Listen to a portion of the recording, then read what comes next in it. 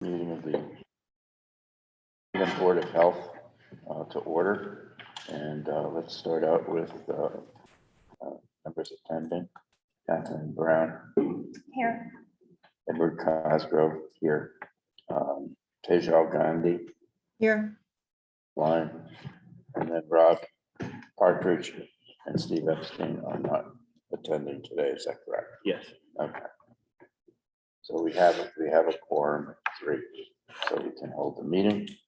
And we'll just go down the agenda. The first item on the agenda is a review of the minutes of 2 meetings, July 19th and also August 2nd. Start with July 19th. Does anyone have any changes that they want to make in those minutes? Okay, I have no changes to either set of minutes. Okay, Tejal, any changes? Changes on my end. Okay, so I'll take the motion to accept the minutes of July 19th and August 2nd. Oh, can I, August 2nd? Oh, okay, let's do It July. says that it was a voice variant conference, but it was on Zoom. Okay, let's That was just, all right. okay, Yeah, that was a short meeting. yeah, okay. So with the exception of changing the venue for the August 2nd meeting to Zoom, the minutes are acceptable. Yeah. So I'll Kathleen? second that. Yes.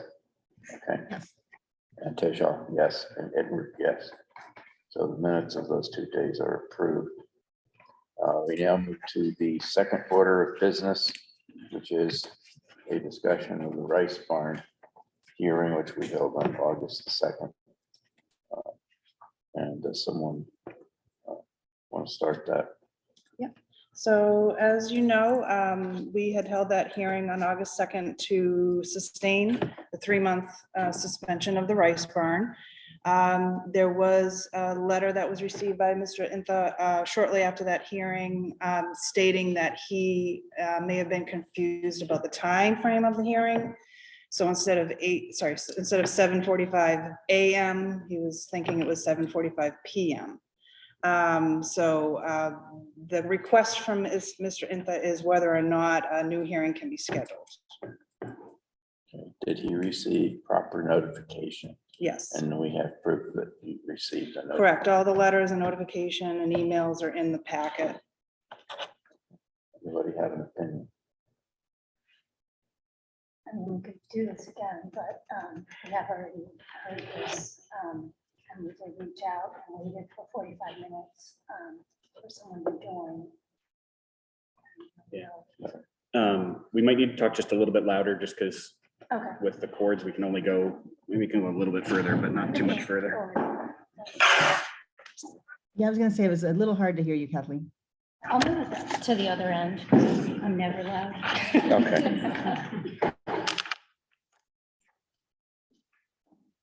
Make it better.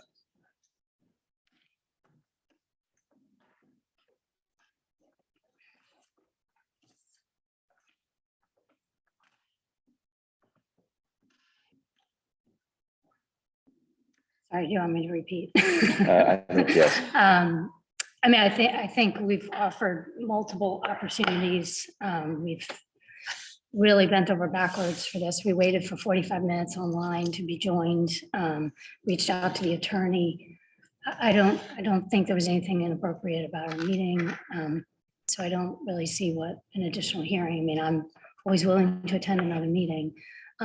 Nobody wants to put people out of business, but they haven't shown a track record, and I think we've done a lot. So we're hoping that this time allows them to get things better prepared in the restaurant.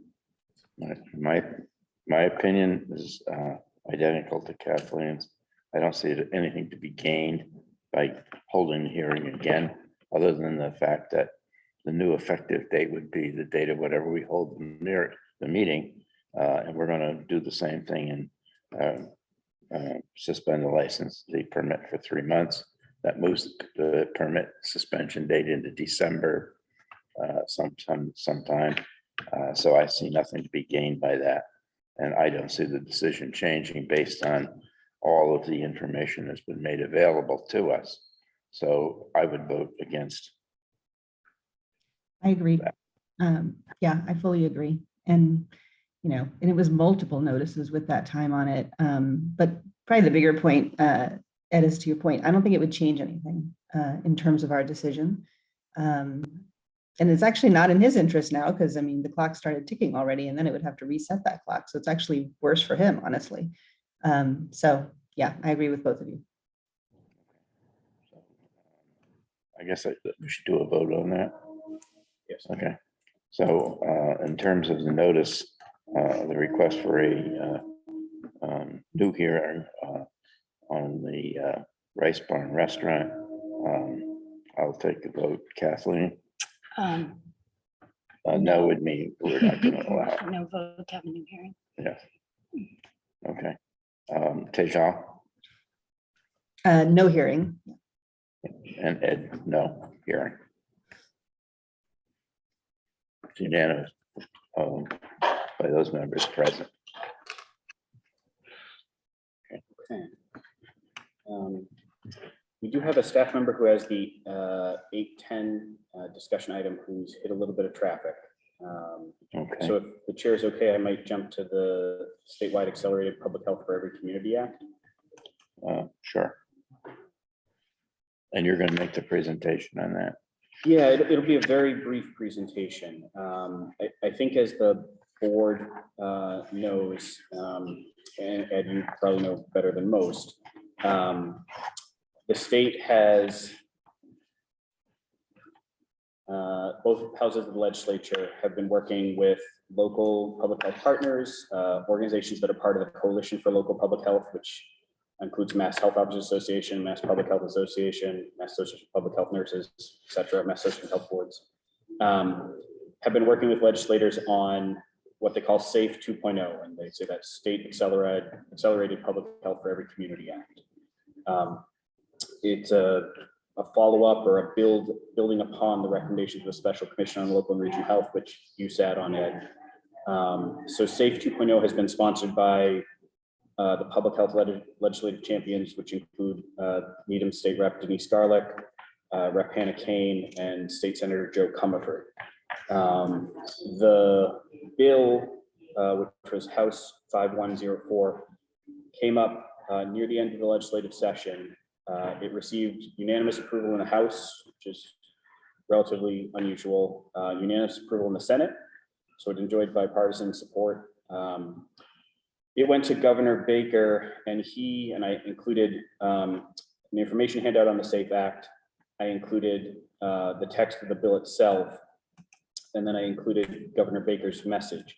He, largely as a result of lobbying from the Massachusetts Municipal Association, revised the bill to basically make it optional, which kind of defeats the entire purpose of the bill. His concern is, and MMA's concern is, it's an unfunded mandate. Right now, there's no dedicated funding that goes from the state to local public health, unless it's a grant for some specific federal or state purpose. They viewed this as an unfunded mandate. As we might talk about with the statewide capacity assessment, there's lots of mandates already on the books that are already law for local public health. And I don't see that as a problem, but Governor Baker amended it substantially. I think the legislature is still figuring out what to do, but there's a possibility that they try to move an informal session to pass it again. There's a possibility that they modify it based on Governor Baker's comments, or there's a possibility they wait till a formal session, which would be the beginning of 2023. So it's unfortunate that that happened. I do think that it would be useful potentially to have a discussion with Representative Garlick, who's been so instrumental in working on these issues. Yes. But the intent of it, I think, is something that we can all support, which is trying to set some minimum standards for local public health in terms of their capacity to achieve very specific statutory requirements. It also sets or works to set standards on credentialing and sort of workforce professionalism. There are definitely some very legitimate questions about sort of how that would work. Right now, there's not a ton of training capacity in the state.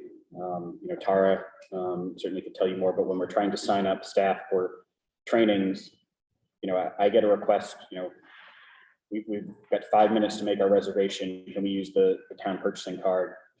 Because seats fill up so quickly. So certainly if the state does require credentials for a lot more positions, it would be something that they would have to work to expand capacity so that they could actually get in all of the people that are going to be required to have it. But the intent of the bill, I think, makes a ton of sense. And, we were frustrated that the governor sort of took the entire intent of the bill and took it out. He basically cut it off at the neck. Right. I mean, essentially rendered it useless, worthless. And so I think what we need to do is lobby the legislature on individual people. Personally lobby our legislators. I've already talked to Denise. I know where she's going.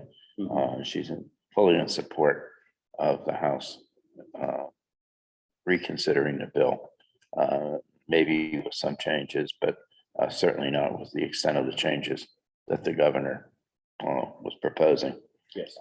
And she's hoping that will happen before the next session. But it would be good if I think it would be actually very good if we invited Representative Garlick to attend a meeting and sort of give us her personal view and her update.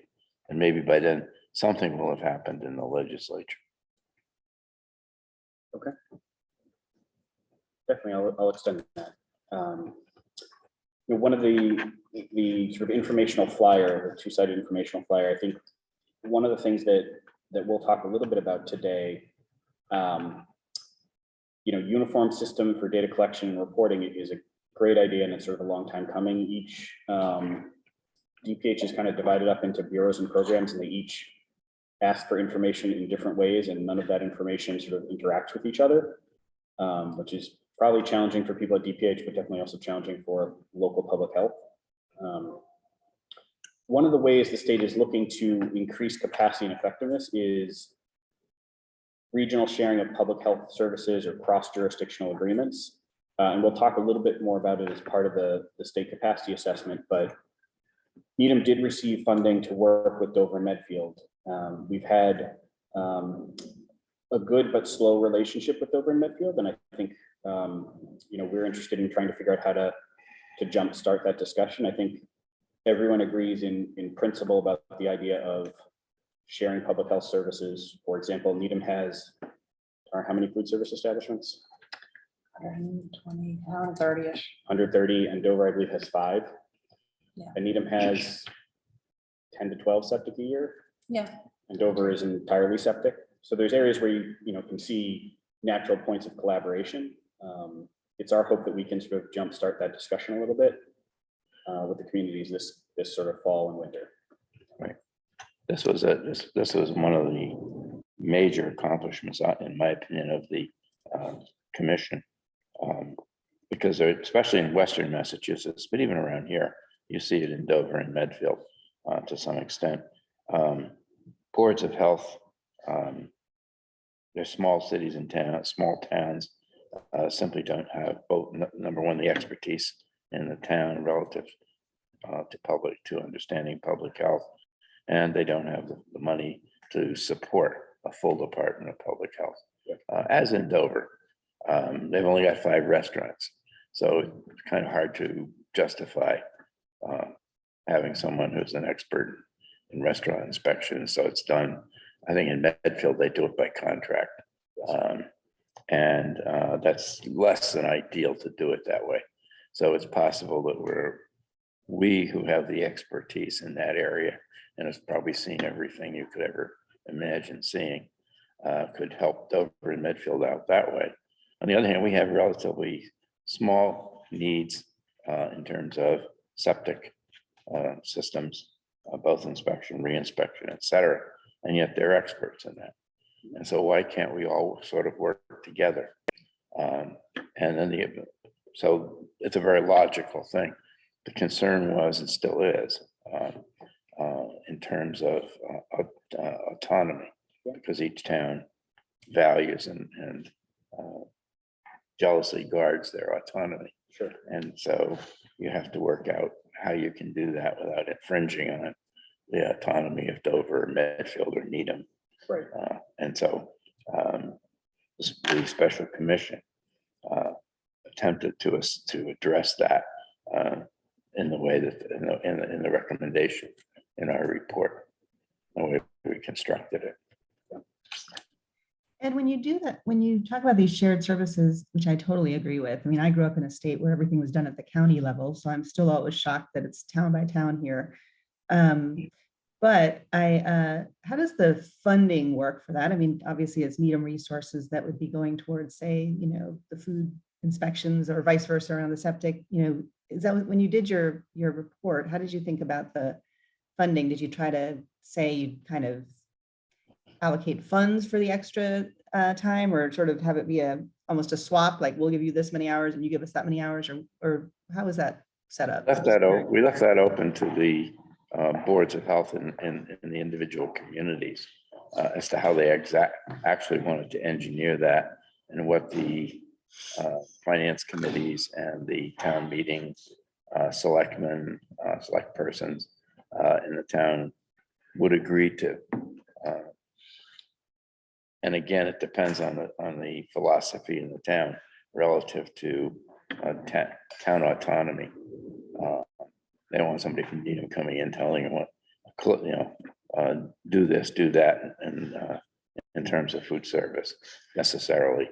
So we have to work very cooperatively. And so the idea was to try and get it off the ground, maybe have some successes and use those as models for other communities in sharing, or maybe even there are already regional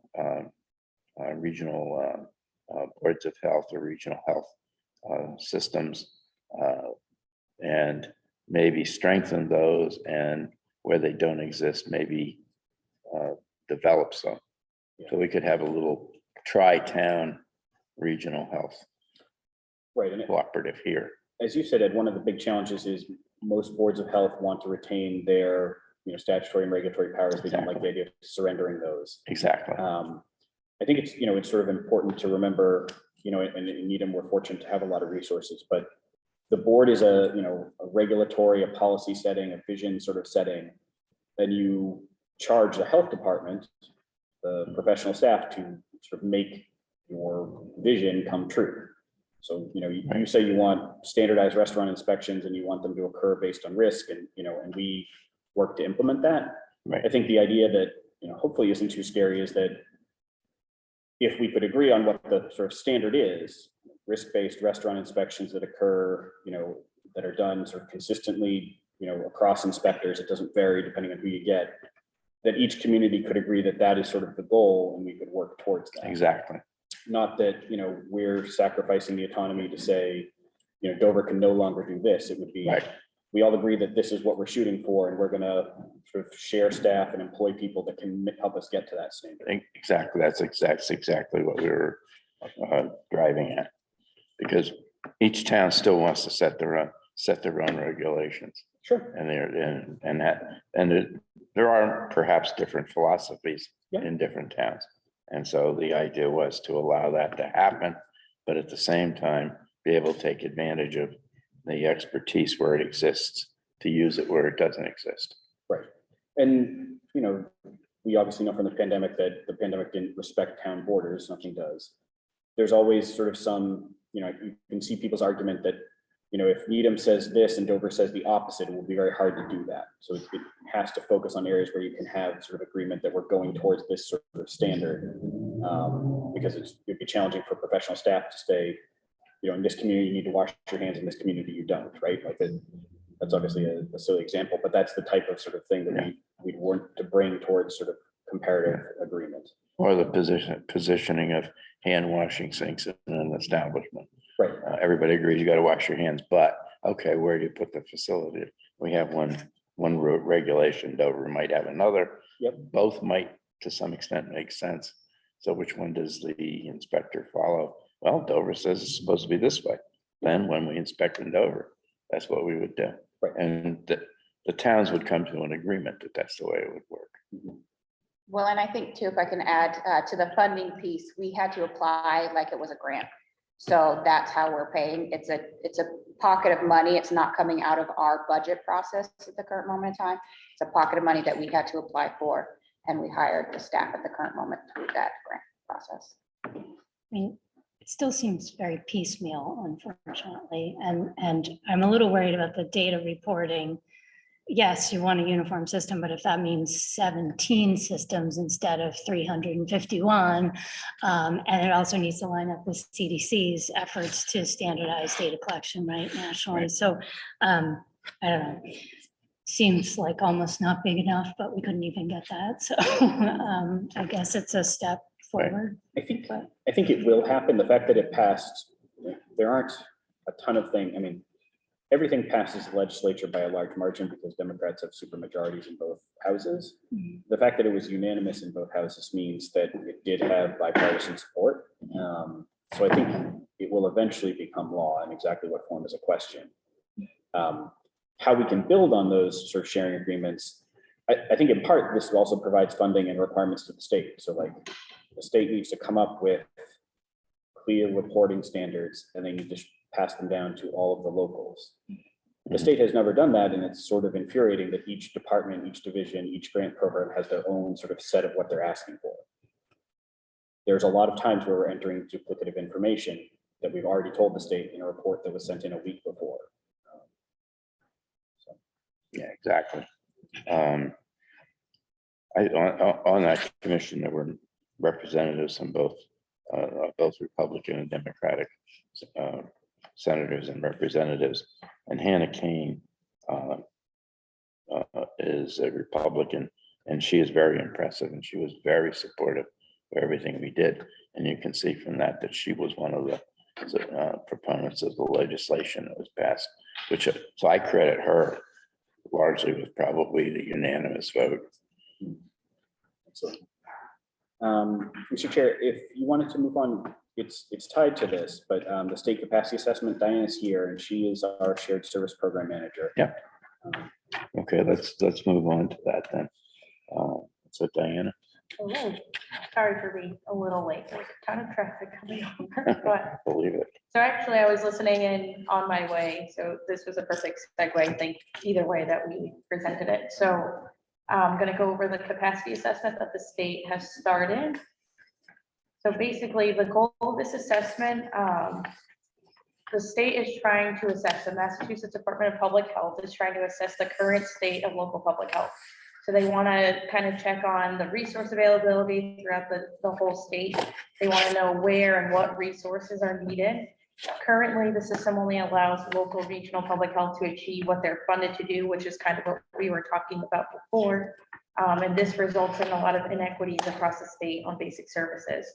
So even within our own coalition of Dover, Needham, and Medfield, as we were saying before, how Dover, they don't really have any staff, but Needham is fully staffed. So you see the differences in the departments right there and the neighbors. So this is just causing a lot of disparities in the state. So basically, if you go through, the next slide is a transformation roadmap. And it's kind of, it shows the past, the present, and the future. So the state had done, they had published a blueprint for local public health, which we have discussed in the past. It's kind of trying to give us a baseline of where our health departments, what services should we be providing for our residents, what should we be doing? And the state had started trying to increase cross-jurisdictional sharing of public health services. So that's what this public health excellence program, that's what their intent is, to create these regions so that we're sharing our resources. So right now we're in the present step 3, where we're trying to document and formulate existing regulatory and statutory standards for local and regional public health. So they're just really trying to figure out, where do we stand today and where can we go to improve? So ideally, moving on into the future, we would have a more effective public health system where everyone's kind of giving the appropriate services for all their residents, that every resident in Massachusetts can receive those services equally. That is the goal. And then the next slide So the assessment, there are 4 partners basically. So it's the Office of Local and Regional Health, which is the office that gave us the money for the Public Health Excellence Program, Massachusetts Health Officers Association, so MHOA. There's a bunch of subject matter experts that they've gathered, so a group of people, so like someone who, a lot of them are retired people who were in public health for many years, so they're just providing their expertise, because as we know, there's been a lot of retirement happening, and we're losing a lot of that baseline knowledge that people have had, or that experience, which is very helpful. So they're gonna speak to areas that need help, or people have questions. Those are kind of the experts that we can go to. And then there's BME Strategies, which is a consulting company that is helping assess all the data that is collected in the assessment. The next slide, the basic overview of the capacity, it's a 3-part capacity assessment. So right now we're in phase 1, which is the baseline capacity assessment. Where do the departments stand on existing statutory and state regulatory obligations for Board of Health? This is to be completed by each health department. So right now we're in that, they sent it to me last Monday. It is due at the end of the month, and I had already checked in with Dover and Medfield and made sure that one of their at least one staff member has received all the information, just to make sure that all 3 towns do complete the survey on time. The second phase of the capacity assessment is a workforce survey. So that's going to go to individual staff members, and they're going to kind of tell, or the survey is asking them, like, what are your responsibilities? What are you doing? And the intent, which I should have said before, the intent of the survey is not to like pick and prod at people to shame them if they're missing things. It's really just to understand, where do we stand? What are we missing? And how do we fill those gaps? So it's supposed to be a positive spin, not to make anyone feel bad, like, oh, why don't you do this? Why don't you do that? We're supposed to, okay, you don't do this. How can we fix that? Let's see, now that we have these coalitions, how can we use the resources that are available to you so that we are covering all those gaps? And then the last part of the capacity assessment is the document request. So each health department, again, will be completing that. So we'll be reaching out, and they'll be looking for things like, how do we report inspections? How are records kept? And they want, so in the beginning of the assessment, so in this phase 1, when we're answering questions, they're gonna use our answers and see, like, what are you actually keeping, on the books and files? What do you have? And again, we'll use that to see how we can improve later. So the timeline, the next slide with the orange timeline, the assessment originally was supposed to start on the 6th, so everything kind of kicked off a little bit late, a week later. So I'm anticipating everything to shift by a week. So like I said, we're at that first step. So the program coordinators had sent that baseline capacity assessment to the municipalities this week. So I'm anticipating next week that the workforce survey is going to be sent to the individuals in the Public Health Excellence Program, which is what we're in. That's phase 2. So hopefully that'll be starting next week. I'll be checking in with all the staff members that should be getting those surveys, just to make sure everyone gets that towards the end of September. So now the baseline capacity assessment, it was supposed to be due the 23rd. Now it's due on the 30th. That's when phase 1 is due. Then throughout September and October, the Office of Local and Regional Health and MHOA are going to start emailing the different health departments requesting specific documents. So those inspection forms and various documents. By October 6th, the workforce survey responses are due. So I'm anticipating, again, a week later, everything shifted. And the goal is for this all to be kind of done by mid-October. So October 15th was the original date for that document request. So as you can see, everything, you get like 3-4 weeks to complete these surveys. Each survey should take about an hour, 2 hours for people to complete. And the next slide has a little bit more of a detailed outline. Again, the dates shifted, but it's just a little bit more detailed. You need to refer back to that if you have any questions. And the anticipated impact of the survey is just to improve understandings of efforts of the public health excellence grantees and municipalities, like all that they have made to address the existing capacity gaps. this will hopefully better help us better understand the allocation of resources so we can address those needs and gaps. Then we can better align training resources. So as Tim was saying before, it's pretty difficult right now to get some standard training.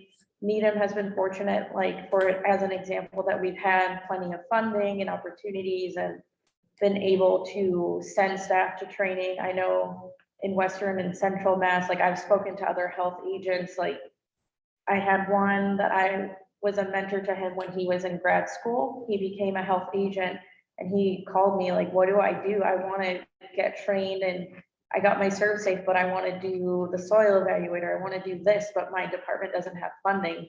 And I didn't know how to answer because I felt like I didn't have that struggle. And to hear how it's different in different departments is very interesting because we're all in the same state. You would think we'd be at the same level. So again, this assessment is supposed to see where we're at today and kind of get us at that baseline.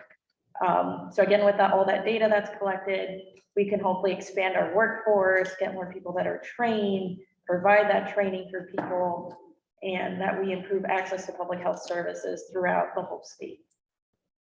That's the basic overview. Thank you. Do you have any questions?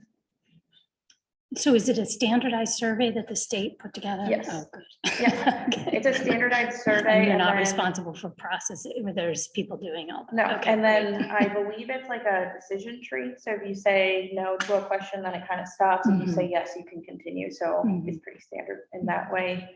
But you're not wasting time on things like saying no, no, no, no, like at least it stops at a certain point. Right, and this is pretty much what you're doing is a realization of what the intention of the commission was. So Exactly. we're starting to make that work. And the funding for that, again, came through the efforts of Representative Garlick Yep. to get this thing going. Exactly. Yeah. So 'Cause we're it's we're nice- taking baby steps. We're getting. Exactly, because it's nice to have the blueprint, to have everyone have it, but I think it's good to actually like realize, because when you're in it, you don't realize exactly what you're doing. And I don't know, like, we work with Medfield and Dover, but I'm not there on their day-to-day, right? So I don't know exactly what's happening there day-to-day. Everyone kind of has the blinders on what they're doing. So this will kind of open up everyone's eyes, like, oh, we're neighboring towns, but we all operate completely differently. Let's see what works for you, what works for us, and like kind of make that balance between the different municipalities. And documenting with data, Yep. the limitations could help with this Mhm. funding, this Exactly. bill issue too, Exactly. depending on how quickly. That was my question, because it seems like the bill had a capacity assessment as part of it. And it seems like regardless of the bill, this is moving forward, which is great, I think.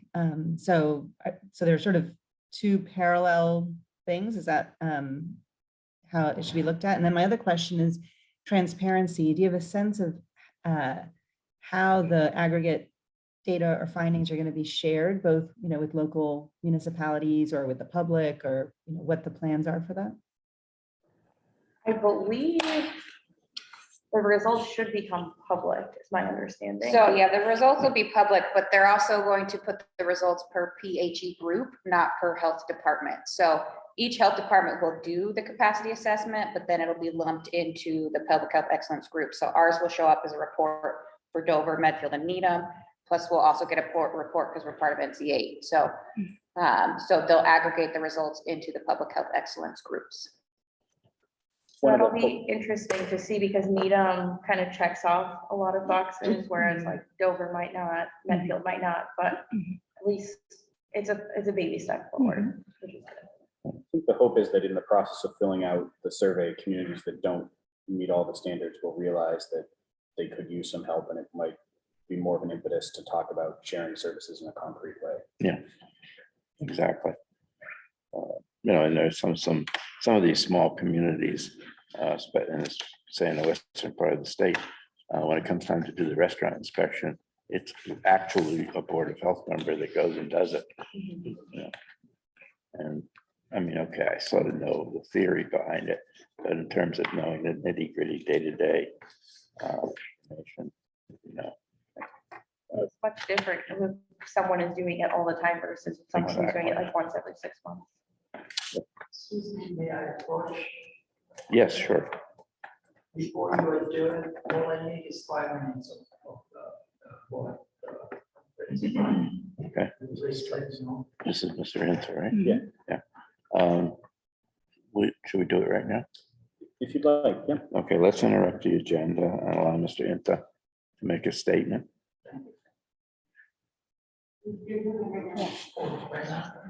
Yes, right now. Take a chair or something. Yes. Sure. Sure. You sit right here. I'm sorry that the last schedule, I missed the time. I took PM for AM, whatever it is there. I have my transcript I wrote so that I'm not really a public speaker person kind of thing, so I have to go by whatever guide me. Yeah, I represent the Rice Barn. Thank you for having me that second chance to live life, whatever it is there. I've been very sorry about the miss timing the first time. Yeah. My name is Charles or Charlem Polinta. I own the Rice Barn. I bought the restaurant in 2013 as a Thai restaurant from two Thai ladies. I continue to run it as a Thai restaurant. There's a little bit of something about my background before I go into the Rice Barn, maybe half a minute there. I came to this society because I admire it so much, like any immigrant. I admire the name like Eisenhower, JFK, Ronald Reagan, and lately I admire someone like Michael Dukakis. I met him on the Green Line. I saw him on the street sidewalk. I admire Sunday churchgoers. I admire the high moral practiced by citizens. That way I didn't have to rely on security guard for my house, and I come home every day and still see the house as I left it. I understand that no society is a perfect society. I come across a disappointment sometimes. I think that's normal. But I came across two extremist prejudice incidents 2 times when I live in this country. The first one was during the 70s when Vietnam War was about to end. Someone shouted to threat to attack me on the subway. I may remind him of the enemy. I can understand that, but I cannot be sure. Second incident was in the much later in the street sidewalk, Boston. Someone shouting at me, asked me, "Do you know who I am?" It's a lady, a woman. Before I could say anything, she answered herself, "I am the owner of this country."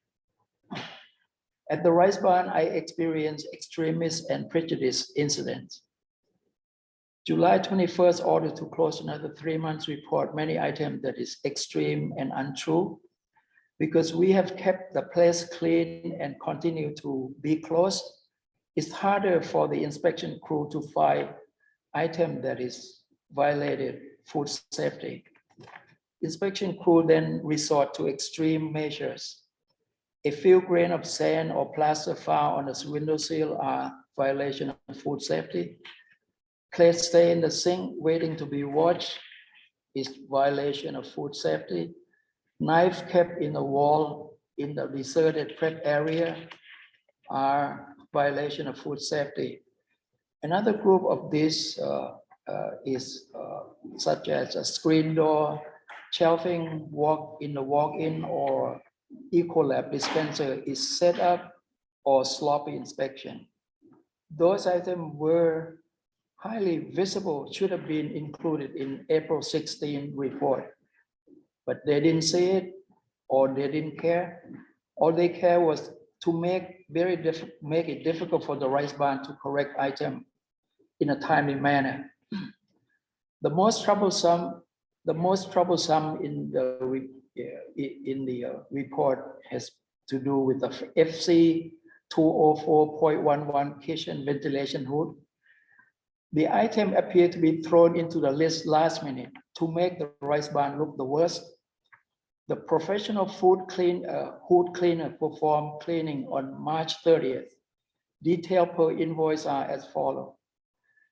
Pressure wash and clean hose exhaust ducts.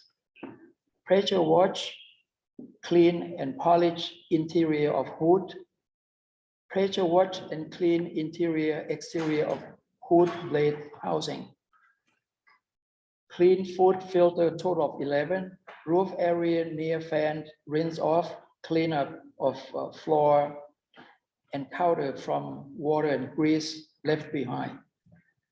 The inspection was done on July 1st. The restaurant has been never cooked anything in the kitchen for the entire month of June. The report saying that the hood was super dirty and greasy is a total fabrication. I raised questions in the past. I have not received any form of feedback or investigation. Instead, I get more extreme report. This is the rice barn lynching in progress. I think so. I compared the rice barn incident to the extremists and prejudice many years ago. Those items, there was no law enforcement in vicinity that I can report to. At the rice barn, I want to report to the Board of Health. Please investigate, stop the extremists, stop prejudices, and stop the lies. I have done a lot to clean up and improvement the rice barn beyond the list. For instance, painting the floor in the basement to make sure that we can really monitor dropping more efficiently, repair, plugging up all of the hole, painting floor in the bar area, grease trap replacement, replacement of refrigerator door gasket, replacement of refrigerator thermostat, remove all of the junk, and I create a date marking system, which I can show later. But my employee continue to ask me, when are we to open? When are we going to open? We are cleaner than many other places. We felt good about our accomplishment until hit again and again by the extreme effort to ruin us. There's no end in sight. Dishonest work is a practice in some lawless part of the world. It is corruption.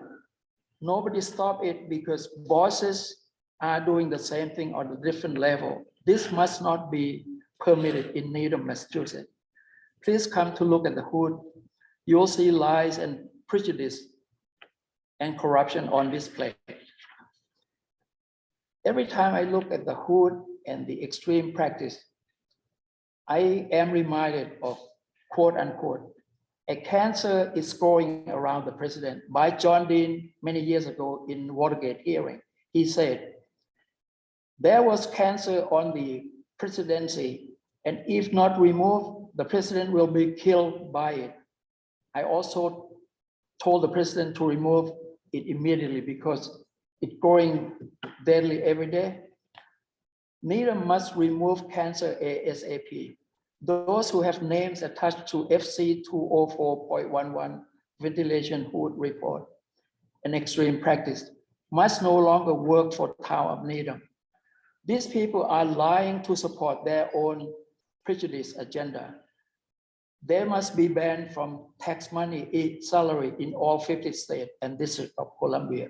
My landlord came with his wife.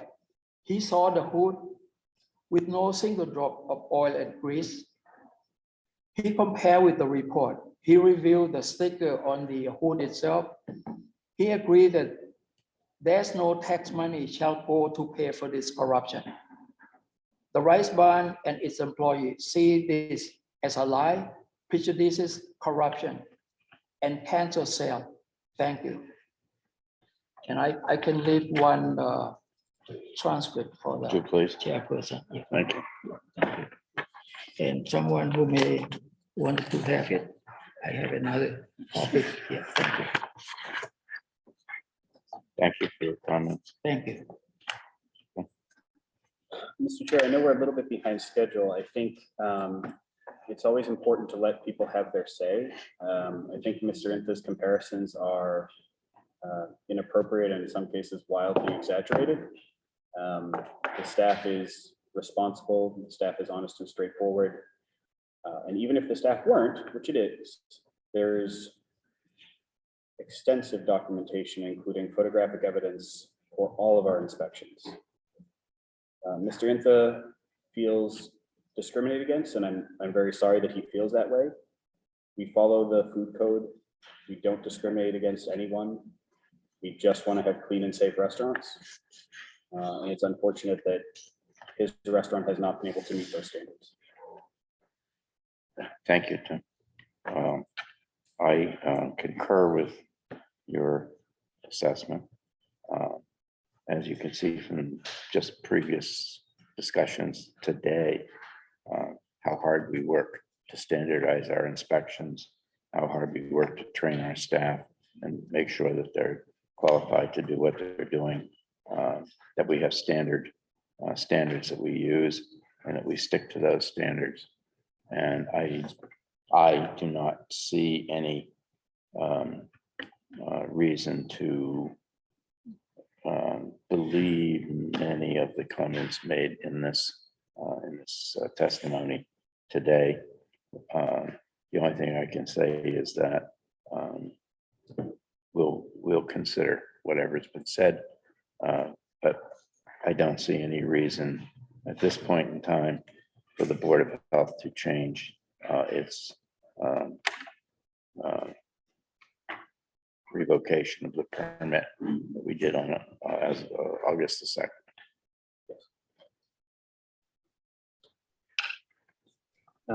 I think, there's many minority-owned restaurants and businesses in Needham. So, this one has risen to the top based on factual findings and inspections. And I think, the members of the Department of Health have done an excellent job of really documenting and trying to be as fair as possible and giving many extensions. So, yeah, I think there's not much more to say here, but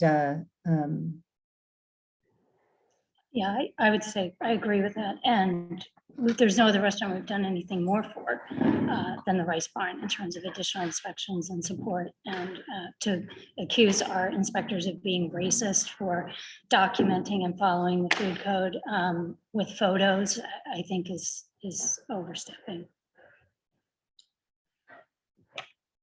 All right. Mr. Chair, we have a couple items that we're a little bit behind on now. A review of the draft food policy and the public health accreditation report. Okay. I just want to state that we've heard this. We disagree with the comments that were made. And we see no reason to change our actions of previous meetings. one other comment that I would make, Ed, is, there's always a possibility, this is a public hearing, that, this could go public. I would just recommend that the town think about a prepared response if that is the case. I agree with you. I think that's a good idea. And I think we will.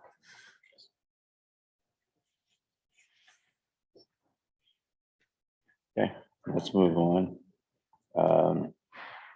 Review of the food policy is next on our agenda. Tara. One thing I wanted to mention was we do have a Board of Health vote that's scheduled to start at 8:55.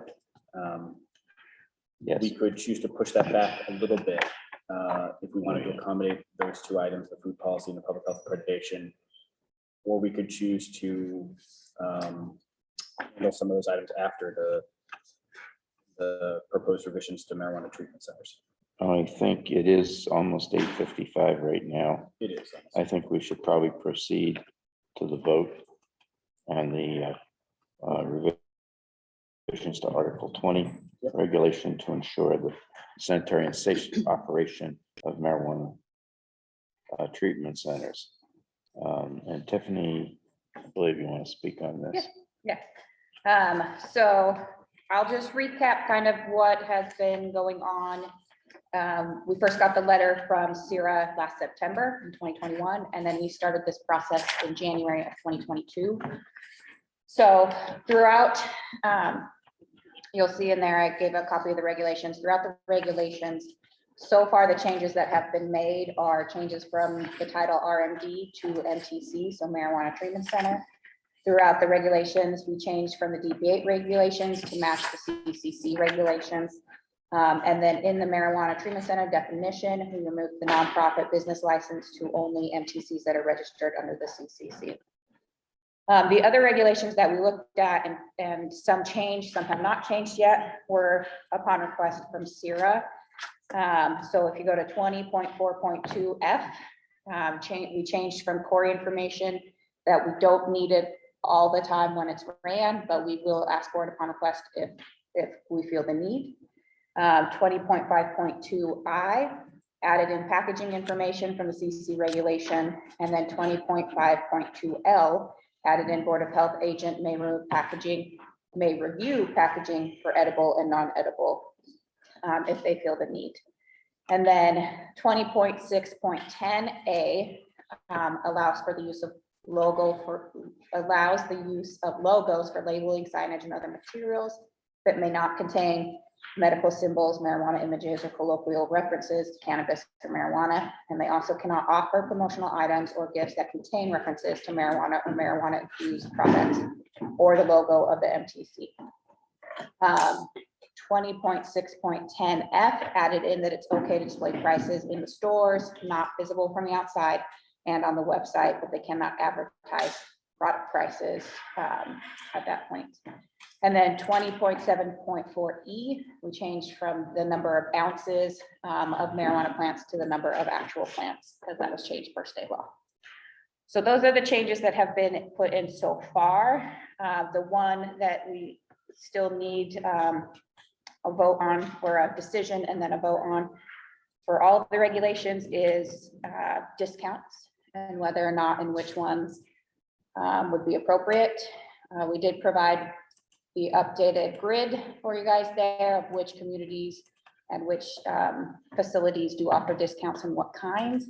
We were not able to find many Board of Health regulations specifically as specific as ours on MTCs, especially when it comes to anything besides a home permit. So we didn't have much on that round. I do have a couple of representatives from CIRA here. If you guys have any questions or would like to speak. And then Rob sent some information. Was any of it on this process last night? Yeah, there was a little bit. I can read it out if you want me to. So, I really can't hear. Is it possible for us to sit closer, just to be, so we can hear the discussion? Sure, I think it could come up. Sure. Just bring chairs. Yeah, bring a chair. I did my couple of dogs, like they don't put them in.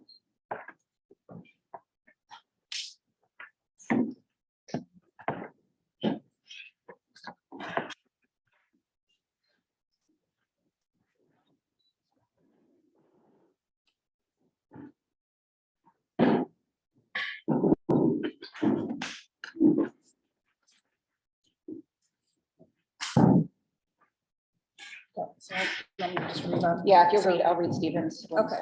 So Rob had stated that he's okay with the amendment, stating that discounts can be offered provided that they are offered to all patients with a medical card, as the edit now reads in the packet. In terms of the amount discounted, 10 to 20% seems reasonable, as is in keeping with the nearby MTCs. Employee discount in a similar 10 to 20% range seems reasonable to me. Higher than that may result in unintended consequences. And then he does approve these discounts. It may result in much higher foot traffic around Sierra. The planning board should consider that. That's part of the next discussion. But he doesn't want it to end up like it being crowded like Brookline Village, so. And then Steven sent something late last night as well that said, I disagree with Mr. Smart's characterization that medical marijuana patients are not like pharmacy patients and should therefore be allowed to have discounts. Medical marijuana patients' remedy is through the state insurance division. If this is a medication approved by the state, then the state has the authority to require that it be covered under medical insurance like any other drug. The other remedy I alluded to earlier, publicly petition the state to change the means testing if CIRA believes that the current verified financial hardship regulations aren't adequate. neither of these are in purview of the board. And then he also said some other things that, about the planning board regulations that I can read off at the next session. So I guess the next question is discounts and which ones, or if any.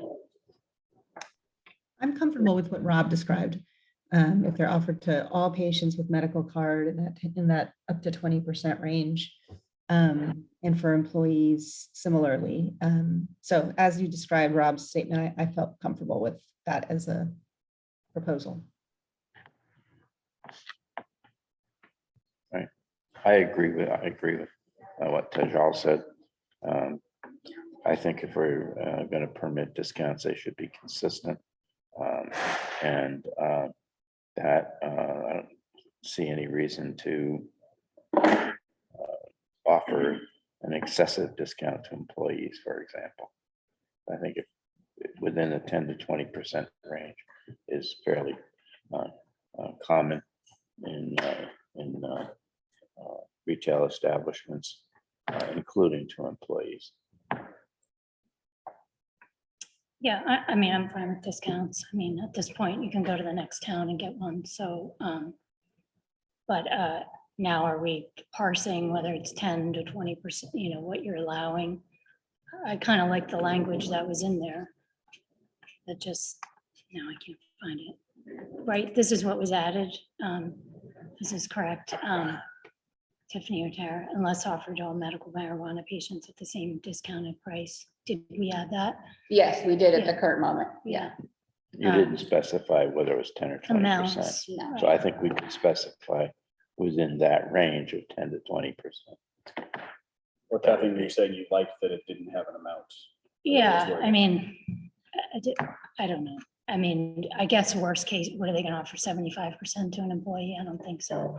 I guess that's what you're worried about, and then, but they also have to be patients, correct? It's medical, Yeah, they Yes. still have. So- to have No medical. medical card, yeah. since it's the same.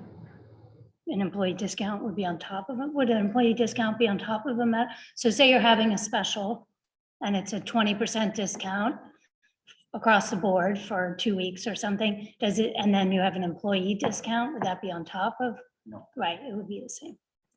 So I don't think it's a risk of, you know, putting in a 75% discount for employees. Is that what people are worried about? I'm not We particularly don't worried know. about that. Yeah, okay. I do think that there's some, given the speed at which the Board of Health is able to revise its regulations, I do think there's some benefit to maybe not specifying the exact number, but sort of setting the language that Tiffany put, which gives the vendor discretion to set them, and I think. And if there's a 75% discount, we may have a special hearing. Is that kind of the thought? Yeah, I think we can. Yeah, rather we than can trust coming the up with vendor, right. numbers, trying to figure out, now we're sitting here with the regulation and deciding what's 10 or 15 or 20%. I mean, they're business people, they want to, you know, All right. provide a product to people, and I think we shouldn't be parsing it. I like the language that's in here. There is a certain amount of, a certain point to what you're saying. Obviously, we're not going to give discounts and lose money on every transaction. Right. I think Tejal, how do maybe you feel about my the general language? rule and regulations is usually to keep them generic and non-specific, and I think, yeah, you're probably right. Yeah, I mean, I had been thinking some guardrails might be good, but I also agree, Kathleen, with your points. So, you know, and it does give more flexibility, you know, to potentially match what other towns are doing. So I'm okay with not putting it in.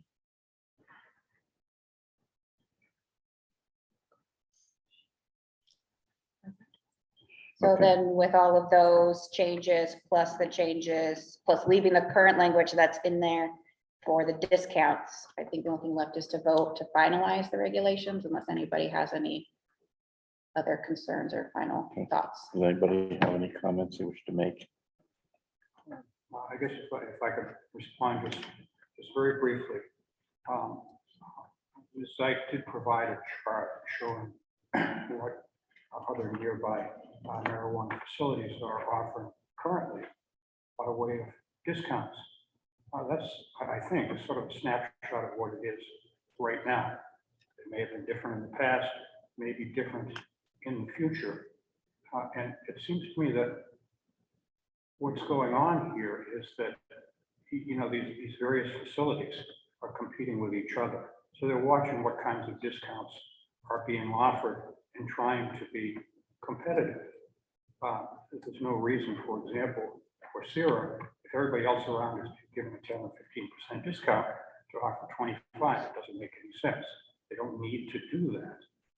And there's no reason that they would, because it's potentially taking money out of their pockets. So, and I guess the other point I would make is that I think that the numbers that are on that chart were generated by the facilities themselves. They were not mandated by any Board of Health or any other agency. So I think the approach that Mr. McDonald is suggesting, if I could hear it properly, would basically say that the language that was provided in the most recent draft should apply. That makes sense to me. And he is correct. We could not find in anybody's regulations who said what type of discount was allowed. Most of that came off of the CCC website where they're required to register, and then we looked up there. And that makes sense, because otherwise, every other week, we'd be turning around trying to revise the regulations. So I think we should keep it generic. Okay, any other comments? Oh, I guess the Although, other comment- yeah, Sorry, one last comment, and that is that in the current draft, I don't think there's any provision relating to employee discounts. So the way the language is written right now, I believe that employee discounts could not be offered. And I'm not sure that that's the board's intention. And perhaps if the board is inclined to allow some employee discounts, they might be added to the language talking about patients. The language should say patients and employees. So I think That could be done. the thought was that since all people who would receive marijuana from Sierra have to hold a medical marijuana card, that, you know, they're not only the president, they're also a client. They're not only an employee, but they're also a patient. You know, I didn't think of that. You're right. The only thing I might add on that, and my name's John Fernandez, I did before consultant here. The only thing I would add is that making the discounts for regular patients coming through the same across the board is something I think Sierra can deal with competitively. The employee discount, which tends to be larger for other facilities that offer it, will put Sierra somewhat at not being able to move off of the generic for that, will put Sierra at somewhat of a disadvantage vis-a-vis hiring with other employees and other employers, because other employers may be offering 30%, 40%. And we're not going to necessarily want to do that across the board with all customers. So not having the exception for employees to be somewhat different puts us at a bit of a disadvantage. And if we have to live with the generic, as you've just spoken it, without an exception for employees, we'll do so. But I just wanted to make that comment. I hear your comment. I'm not sure I necessarily totally agree with it. Understood. But in my opinion, we should leave it the way it is right now. And if it's necessary at a later date and you can't hire people because of that, then I think we could revisit it.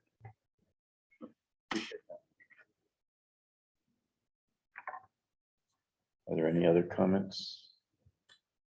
Okay. Can I have a motion then to approve Article 20 as proposed and amended by the Board of Health? so moved. Okay, Kathleen, thank you. Can I have a second on that? Second, Okay, call for the vote. Kathleen, Yes, okay, Tejal, yes. and Edward, yes. So, thank you. Okay, thank you. Don't mind, if you'd like to stay, I haven't seen you be talking about planning comments and planning board, so I'd just like to hear that as well. Okay, sure. I think should we move back and follow the agenda? So, or Maybe should could we take the proceed? planning board comments briefly and then jump back to the environmental health policy and accreditation. Okay, Hopefully the planning board comments won't take too long. all right, so we'll move on to the 9:10 agenda item, which is the planning board comments. And Tara, you want to take the lead on that? Correct. So thank you. So we got the request from the planning board to submit comments on 7 items. And we had emailed those items out to the board along with the full packet. And we did receive some comments back in reference to 7 items and what the board's comments were. You do have copies of those. And so we basically wanted to have discussion on points 2, 3, 4, and 7. Because those are kind of the gray area items that we wanted to have further discussion on. So I can remind the board what those items were specifically. I kind of won't.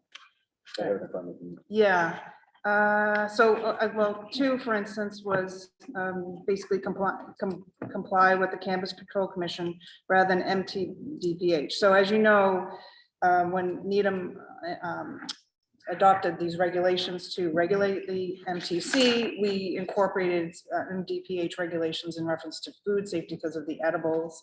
And so we were able to adopt some recommended items from the Mass Department of Public Health. We'd like to keep those items because this is still an important process as far as the production when edibles are made and the certified kitchen on site. They have a certified food manager. So we had some comments from the board that came back that I think Stephen had mentioned he wanted to maintain some of those comments and not leave completely just CCC. And the other comment, I think from Rob as well, he had some concerns about that. Just reading them now. Yeah, that was one of the things that Stephen put in his email, so I can read that too. Sure. He said, as for the CCC regulations versus MDPH, I think that this will be both and rather than an either and or in the end. CCC is likely silent on a number of health issues, and for those, we will look to existing DPH regulations for guidance. I'm concerned about the co-location regulation that is highlighted in Exhibit A. We have talked about establishing a buffer zone between recreational use facilities and sensitive use area populations where children may live or congregate. Is CIRA planning to co-locate recreational marijuana in this location? That would require a relook at the traffic requirements, at least from the planning board. And I guess it's my understanding currently that Sierra has sort of all of its recreational licenses spoken for. It is. Yeah. We're licensed in 3 other communities recreationally, and as best I remember, unless it's been changed, Needham does not allow recreational use, so we would not be attempting to be co-located. And for that to change, that would have to be a change in state law, I believe, or at least Cannabis Control Commission regulations. Would be a fairly big shift state policy wide. In terms To of allow the, more than the number of licenses. yes, Yeah. Yes. and then any change in Needham's position would have to come from the planning board in a town meeting. That was a town meeting vote. It was. We did put a 5-year sunset on that. So it has to be reviewed in 5 years. Yes. That may be coming up in another year or so. The Well, I other have a thing- question about the Cannabis Control Commission regs. So I just want to validate that they don't include some of the food safety things and other things that the Mass DPH would have in there. Is that true? That's correct. Correct. Would it be appropriate to maybe say that, the applicant will follow the regulations of the Cannabis Control Commission and the Massachusetts Department of Public Health when it comes to like time and temperature control for food safety? I think that's, I haven't inspected any of them, so I'm not as up to Tara and Diana. That's reasonable, because that will still encompass that food safety Right. piece. because that food safety piece is going to apply no matter what. Because DPH no longer has a medical use of marijuana program. That entire program was transferred to the CCC. So Right. the only standard public health regulations we're talking about is just products that need to be cold held or products that need to be right? Yep. I refrigerated. think the caveat too was that the edibles weren't necessarily defined as food, but then we had that added in. Yeah, right. Okay, so we could make that recommendation. And then as far as eliminating appointment only, we had felt the members that proposed that change needed more discussion. So I'm trying to think if we could review what we had comments here. So you had comments that, Yeah, I mean, it seems to me that this is a way to just increase the foot traffic. I don't know if that's a problem in terms of the car traffic and traffic in that area or not.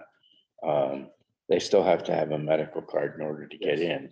Right. So maybe it doesn't matter whether you need an appointment or not, if the establishment thinks that it can handle it. I think eliminating appointment only does make things a bit more convenient for patients, right? That they, if you need to pick up your prescription at CVS, you just have to make sure it's ready. You don't necessarily have to schedule a time. Right. This would sort of be treating it somewhat similar to a pharmacy in that aspect.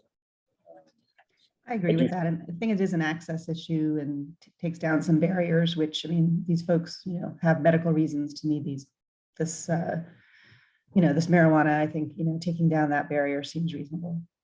I mean, as I remember when we were thinking about this, my idea was that, people be lining up at the door, trying to get in huge crowds or something. I don't think that's happening or it will happen, And it's not even happening at the retail locations the way it was a year except ago. Brookline Village. Yeah. Not anymore. Not actually. anymore. Yeah. So, yeah, same. And we're not here to decide traffic. We're here to decide public health. I don't see public health implications on that per se. Okay, so I don't know, then you can strike my comment. Mhm. And so if you do, the other comment about whether you have increase your number of sales stations, if it's necessary, then okay, fine. and then Agree with as that. for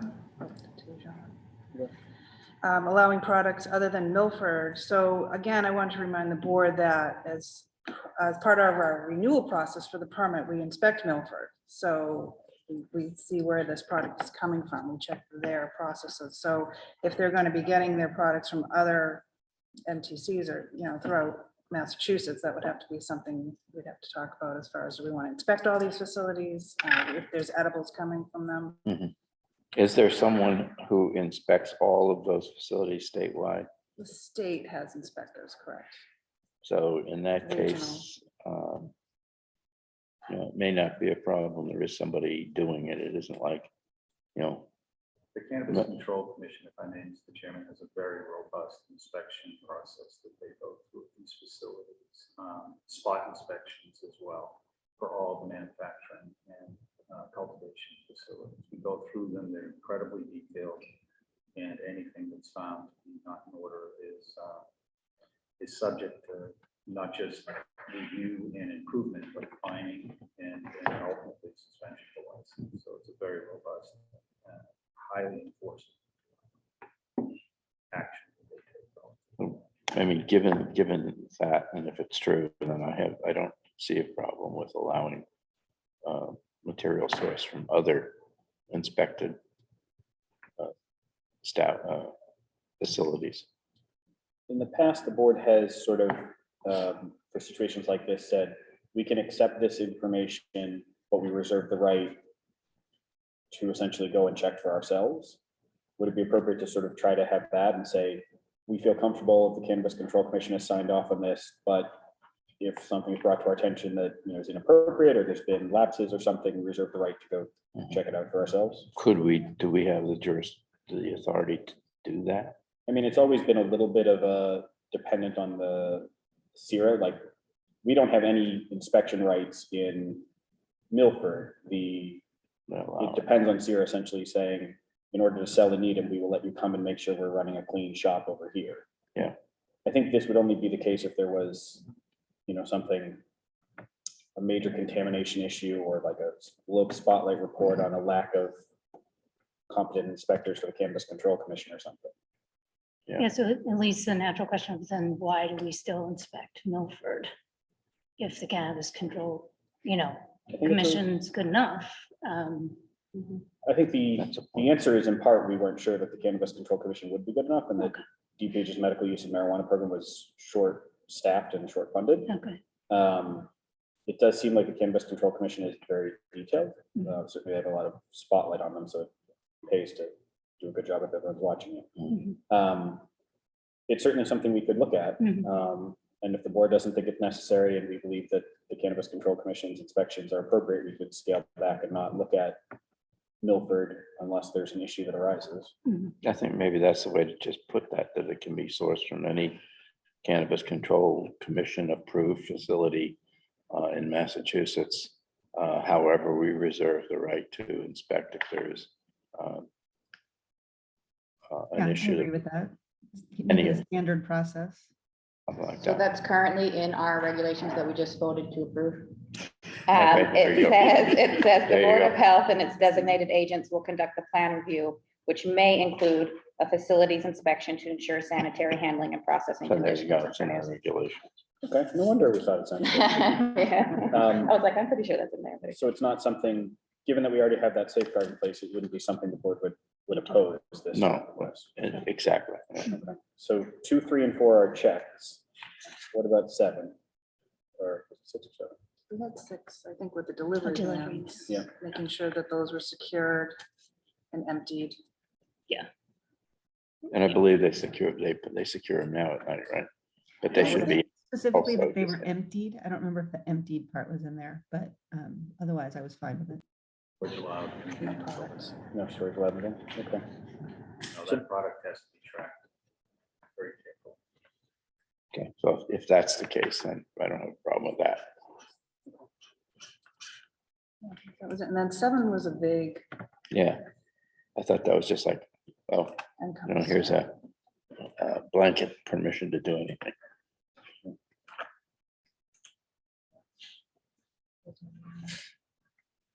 If I may just ask one more question about the regulations, because I didn't pay attention, what date would you like those effective? Like tomorrow or Yeah.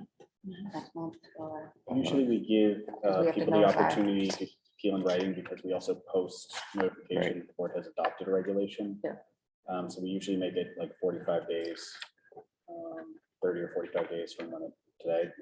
So that'd be probably November 1. Sure. Okay, good.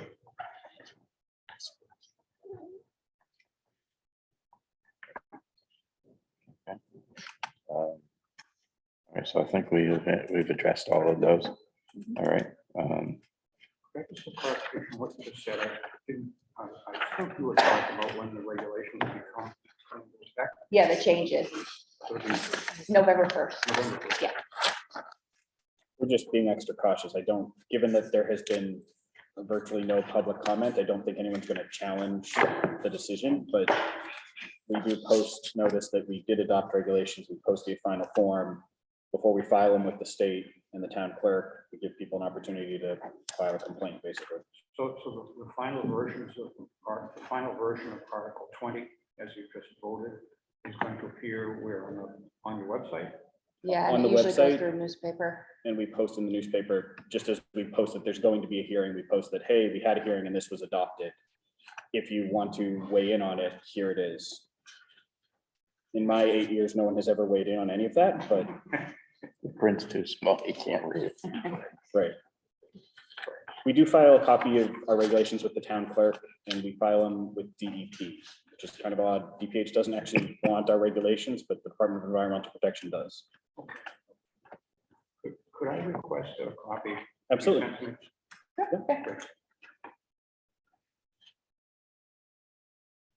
Are we finished with that item? Yes.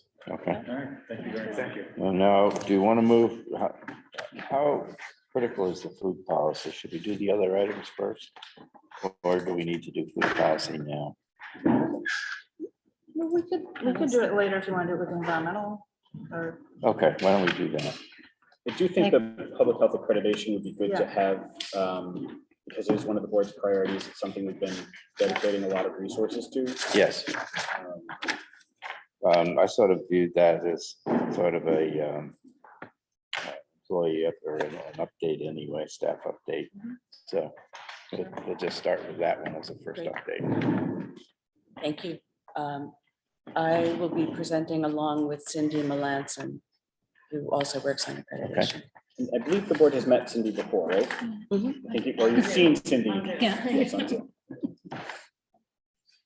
So in addition to submitting the work plan in two forms, one narrative and one on a spreadsheet as a timeline, you also should have received copies of slides. So what I did with the slides is simply summarize what was all in the work plan and timeline. I keep describing it as aggressive and ambitious. And when we brought it to the Public Health Accreditation Steering Committee, they appreciated how aggressive and ambitious it was. But I'm confident that we can keep to this. We have a great deal of momentum going. So we begin with the community health assessment. As you know, the healthy aging assessment, we conducted that as a way in part to follow up on what we did 6 years ago and in part to augment our current assessment. And I just received the data report yesterday. Haven't had a chance to dive into it, but I'm very excited about it. And intend to produce the fullest healthy aging assessment report this month. We had a wonderful meeting with Alyssa Kentz from BID Needham, and she gave us some input on how they put together their community health needs assessment. That's going to be the base for our community health assessment. We will have that report produced in October. Intend also to do the communication report in October.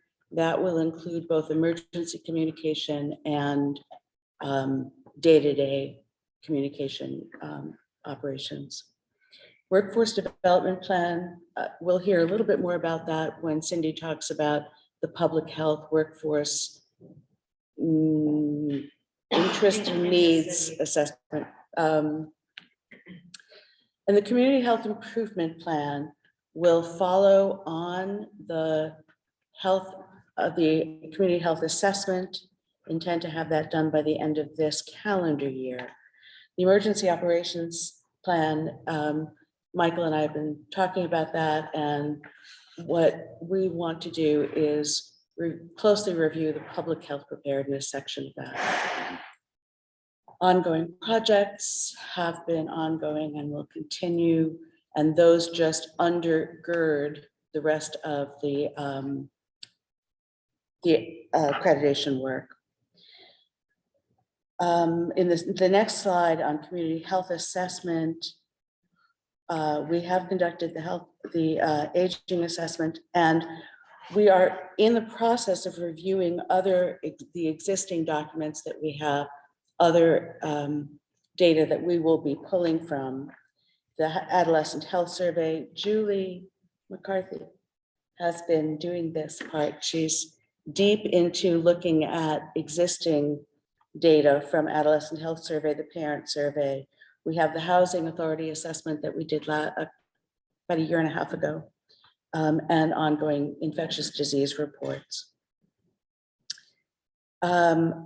A quick update on the senior assessment. We surpassed the number of responses that we got in 2016. I didn't think we'd meet it. And I'm very pleased to know that our outreach was successful, and we've exceeded by over 100 participants. Good. We did 4 focus groups and 20 key informant interviews. We have rich data, and as I said earlier, we will have the report for you by the end of this month, I think. I hope, Good. I intend. Excellent. Cindy, you want to go? Into the payments. Yeah. You also have slides that were part of the packet. I apologize for using full page ones, but the graphs, otherwise you really can't see. But as part of the workforce development effort, Needham participated starting last November, and the survey was administered through January in this national public health workforce interest and need survey. And in order to get local data, Needham had to have a certain number of participants and worked really hard, and thank everybody around the table for participating, because that allowed the public health division to actually receive the information back. So we know more than just what the national data is telling us. So that's really great.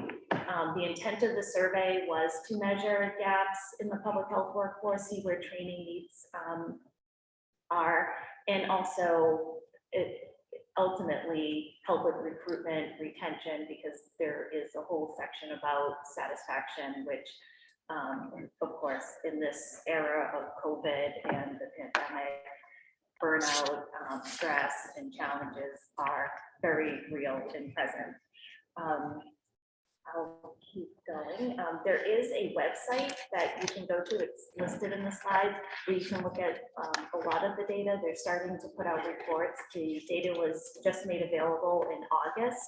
So we're still even going through the dashboard that we have access to, but they are starting to put out more like one-page summaries about different aspects at a national level. There's some basic demographic data. As I mentioned, Needham had a big enough response rate, which was 21 respondents, to actually receive the local data from most of the categories. Our demographics match a lot of the national data and the local data, the local demographics elsewhere, in terms of more than half of our workforce are female.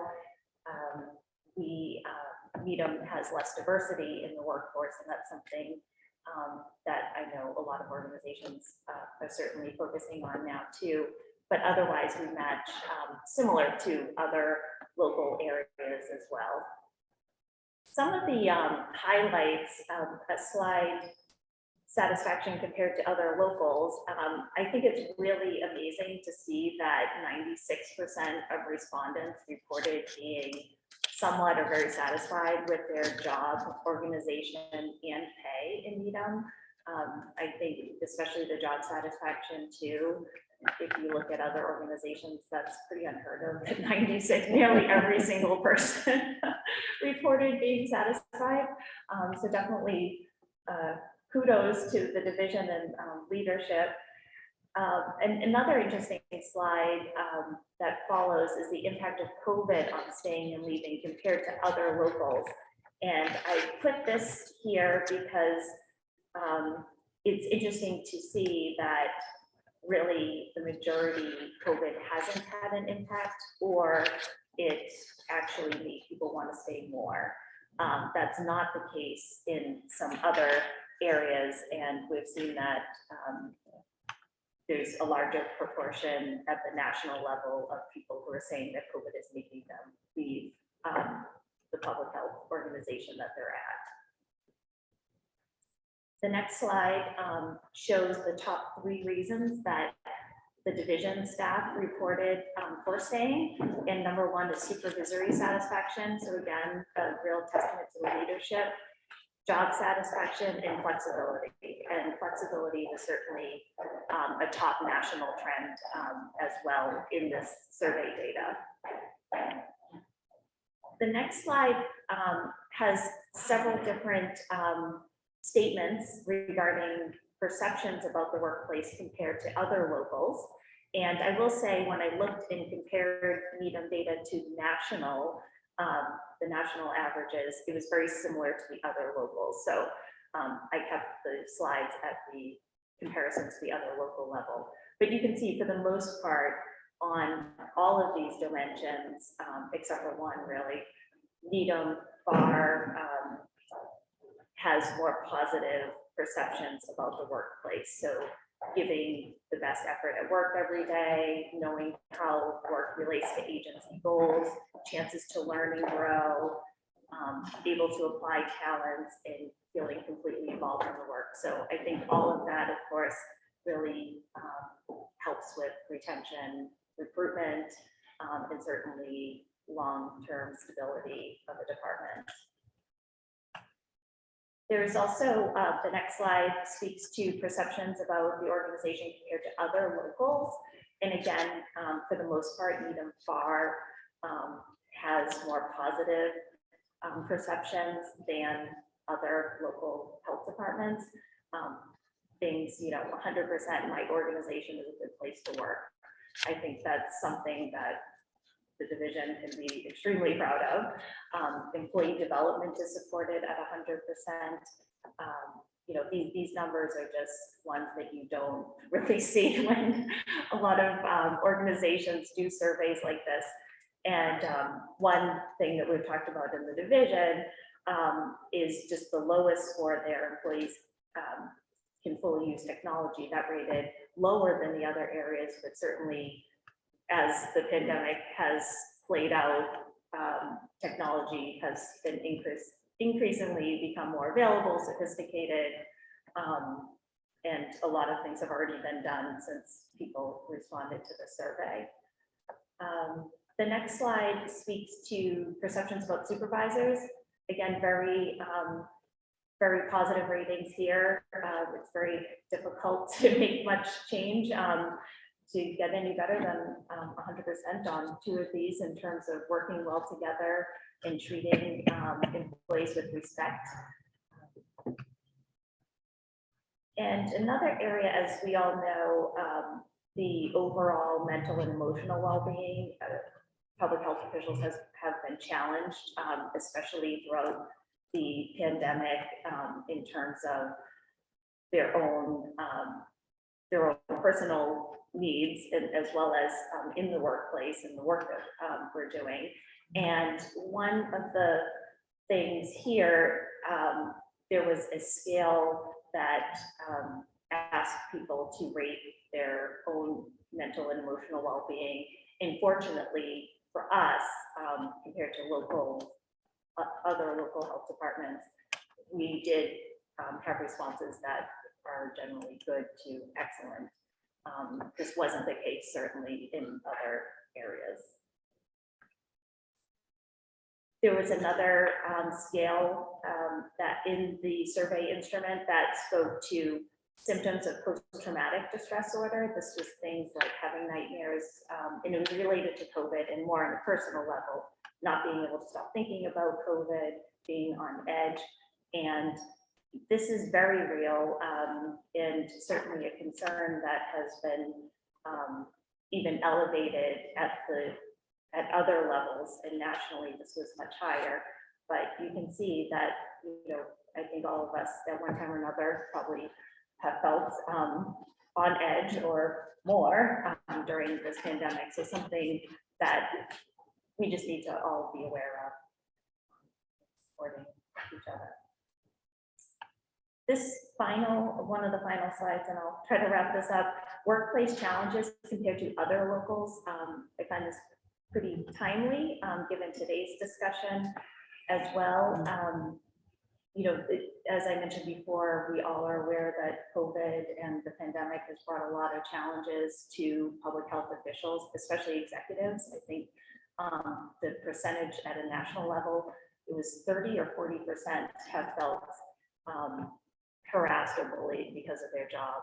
And you can see, even our Needham staff did report some of this, thankfully not a huge amount, but I think it is something that we need to make sure as an organization that we're supporting each other and finding ways that reinforce the supportive culture and help people understand and deal with some of the challenges that they may face in their work. especially now. And then the other part of the PHWin survey spoke to training needs. So people self-assessed the importance of certain skills in their role as well as their competency. And so across the division, the top 4 areas on the slide for training needs were, number 1 was justice, equity, diversity, and inclusion. And this was very similar to other local scans at the national level. Number 2 was budget and financial management. 3 was systems and strategic thinking, and 4 was database decision-making.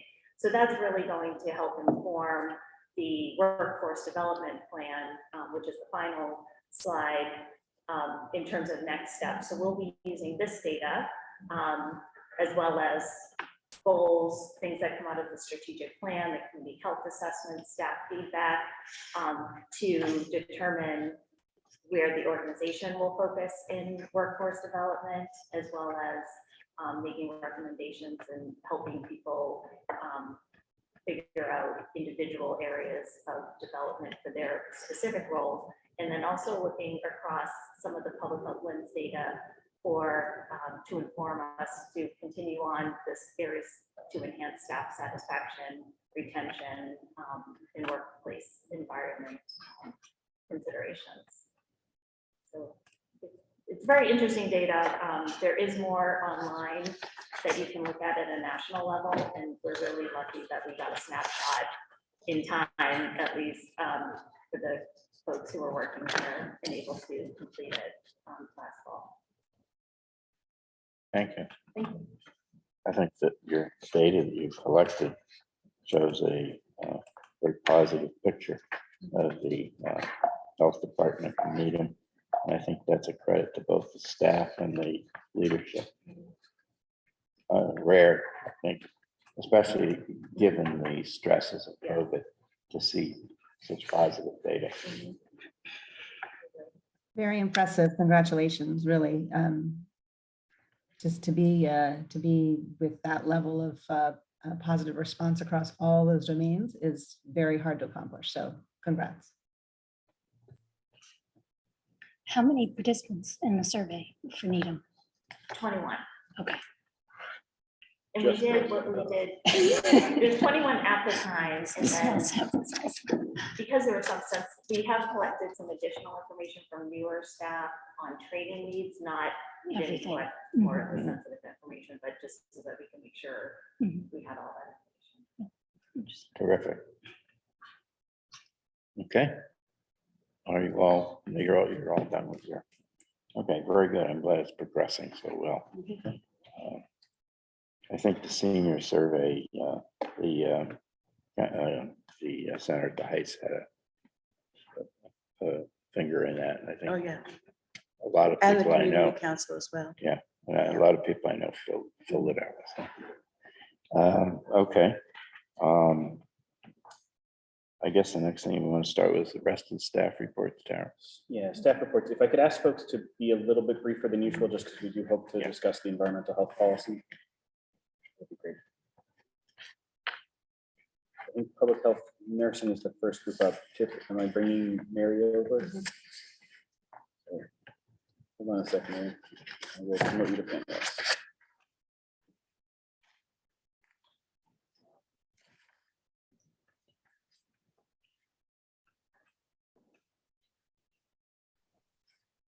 Good morning.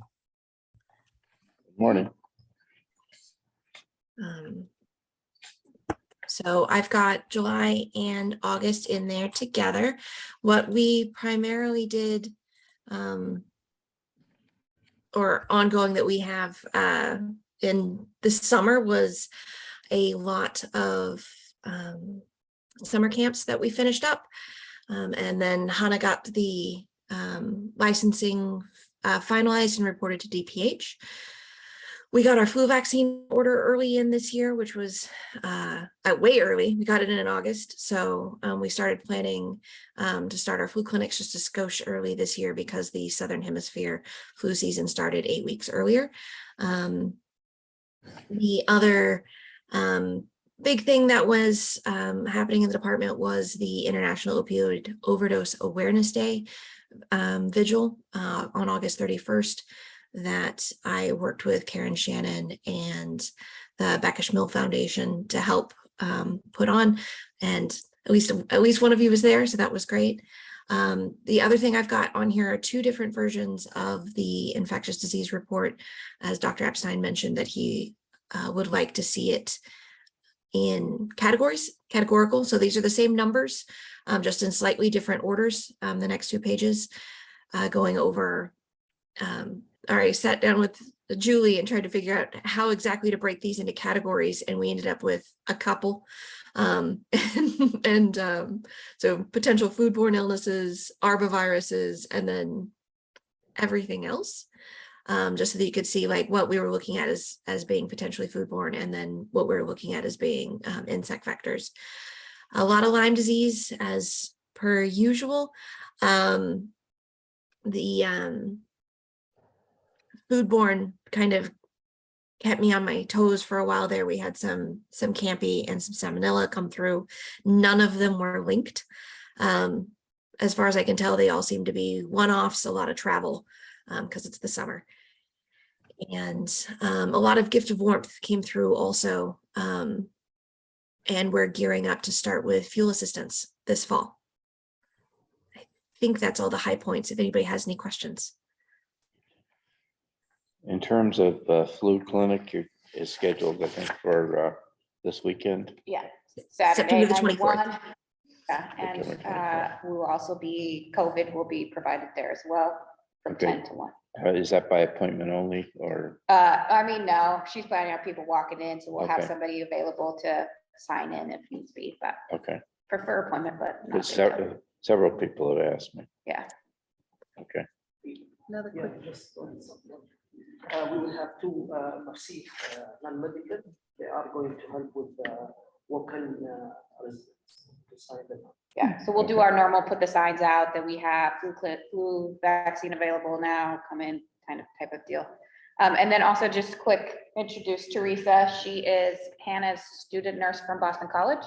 She okay, is getting her DNP, finishing up her registered nurse portion now and starts the DNP next year. So she's great. We're excited to have her. Excellent. One quick follow-up, Rob had another comment. Should we add monkeypox to our list of communicable diseases? Numbers would be low, but it helps increase awareness. That was his So the suggestion. state currently has regulations or their recommendations on, as with COVID, what they did is any community under 50,000, put 0, put under 5 until you hit 5 cases. We currently have had 0, so there's not a need at the current moment, but we will adopt the under 5 as to not identify any individual until Okay. that point. yeah, And that's just a reminder, DPH, we had asked for it, DPH didn't put it in writing until after we asked for it, but that was related to the start of COVID.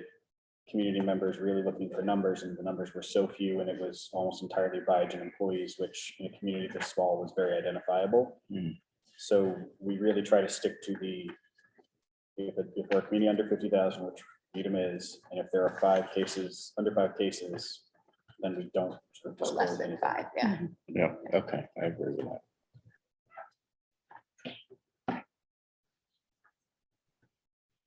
Okay, we're gonna go to COVID update. Okay, so I just want to say a few things on my little staff update quickly. So, as Lynn mentioned, I've been working a lot on the community health assessment, which has been a hoot on this timeline. I worked on sort of revamping the public health website. So if you've gone to it recently, it looks a little different. Certainly open to feedback on adding or changing sort of some of the structure and adding some content. But we really wanted to trim it down because we just felt like it was not necessarily intuitive for someone coming and looking for an environmental health related topic, or, people don't know what public health nursing covers and what environmental health covers. So we kind of tried to make it more broad, hoping that people would find things easier on the website. And then another thing that I've been working on with Ally is this thing we're calling Healthy Needham, which is a spinoff of Nutritionally Needham that she did last year with the restaurants. We're trying to build this sort of website where people can go to it, and it will guide you to resources in Needham for all components of a healthy lifestyle, like being active with the parks and playgrounds and trails and places that accept SNAP and WIC for food access, putting some pointers up about nutrition and food safety and things like that. So we're hoping to have that published and advertise it at the Harvest Fair. So hopefully we'll have that up soon, but we're excited about that. And then to go to the COVID update, which is not particularly interesting necessarily, I just wanted to highlight a few things that, our cases have been relatively low. You can see that the cases and the wastewater data are sort of following on this low level, small up and down changes after we hit sort of a strange peak in May. I do want to highlight, I showed the whole South system graph, and then I break down a couple of the county data graphs. And I just want to highlight the fact that county to county, the graphs can look very different. So unfortunately, Norfolk County doesn't have its own graph, but if you look at Middlesex and Suffolk, which were kind of sandwiched around, Middlesex looks like it's sort of heading up, and Suffolk looks like it's very much low. So I just think that all of those things factor into these big north or south system wastewater data graphs. But anyway, our cases and the wastewater are tracking. I also want to highlight a couple things in the vaccination data. The statement at the top, greater than 90% fully vaccinated, is actually not true. That's a carryover. I want to highlight that first off, we now have data for individuals with first boosters and individuals with second booster doses, which is interesting. And also just that you're going to see a lot of shifting of the numbers, the percentages for all of the categories, because the state is starting to get our population more accurate. So there was a period of time when we were constantly greater than 100% fully vaccinated. But these numbers are just starting to shift. So it's not alarming to all of a sudden see that we may have fallen from greater than 95 to 89%. That's just the more accurate number, just to keep an eye on that. And that the hospitalizations have been remaining pretty steady for a bit now. It's been kind of consistent at about 30% of the total hospitalizations have been primarily due to COVID, and that hasn't changed in quite a while. Just to keep an eye on that number. That's about it. Comments, questions? Okay. I just have a quick question. I'm curious how connected or how you connect with the school data and the school nurses, just because I've been hearing from lots of parents about lots of kids having getting COVID these days in the school system. So the schools are no longer reporting that data. They're not required per DPH unless they test them in the schools, and Needham Public Schools are not testing in the schools. So there are no cases to report as far as coming from the schools. Seems odd, just because the nurses definitely know who has it. So it's just odd that they don't. Sure, have they to do, report it. but the official cases either need to come through the state as the normal regulation, as the normal system does with any communicable disease. But as far as them building their own information about cases and reporting that to us or DPH is not required, nor recommended, to be honest, from DESE. Yeah, I think that last point is key. DESE is really changing or limiting what it's doing with COVID and trying to very much return to business as usual. So that DESE's requirements and mandates are falling on school districts, which have to do their best to comply. Yeah, it just seems like a gap, but I know everyone wants things to get back to normal, but we're certainly not there yet. Okay. All right, we have substance abuse prevention. Yes, Quickie. thank you. I'll keep mine brief in the interest of time. Just a couple of the highlights over this summer. We have been fortunate to receive the reports for 2 survey instruments, the Metro West Adolescent Health Survey for the 2020 administration and our Needham Parent Survey. So we've been spending a lot of time this summer delving into that data and looking at it for our needs to plot strategic planning for the coalition for this upcoming year. and trying to bring in some of our coalition leadership as well to give them a few highlights about that. The school committee is actually doing a presentation this evening at their meeting on the new 21 data for the Metro West survey. So once that has become public, we look forward to a SPAN presentation of the substance use and mental health data from that survey next month in October. So stay tuned for that. We also began our launch into a new program that we applied and were accepted into. It is called Project ECHO, Cannabis Prevention in the Era of Legalization, which is offered by the New England PTTC, one of the prevention technology assistance programs, if you will. And we partnered with our coalition in Natick 180, to apply for the program. So essentially, we're going to be attending a monthly cohort where we'll be looking at best approaches for prevention in the legalization era of cannabis. So we're pretty excited about that to really give a boost to our prevention work in that area. And then lastly, Mary already touched upon the overdose awareness event on August 31st. We were really thrilled to be part of that. And I would just add, I think informally, we think there were between 100 and 200 people there that evening, which far exceeded our expectations. And we look forward to continuing that with the Becca Snow Foundation in the years to come. Thank you. Okay. And now Carol Reeves, is she going to? I'm here. Oh, I'm sorry, I didn't see you back there. I'll just say that, as you all know, last March, DPH increased our allocation for FY '23 from 125,000 to 250,000. I've been working with Tim and Tiffany, and we're going to use part of that money to hire an FTE to build capacity in Walpole and Westwood, the lower capacity prevention towns, to engage in this work. And the other part, the use of that funds, would be for them to administer an abbreviated Metro West Adolescent Health Survey in their communities, because it's just about 10 years since they've surveyed youth.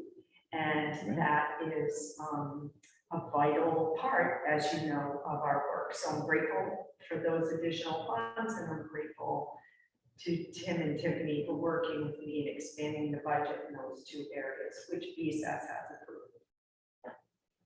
Okay, thank you, Carol. Michael? Good morning. So in August, we had our active shooter training over the course of 4 days at Sunita Williams with the police and fire. So that kicked off our multi-year plan that we have for active shooter training. They're going to be looking to drill again in-house in Needham during school vacation weeks, probably February or April.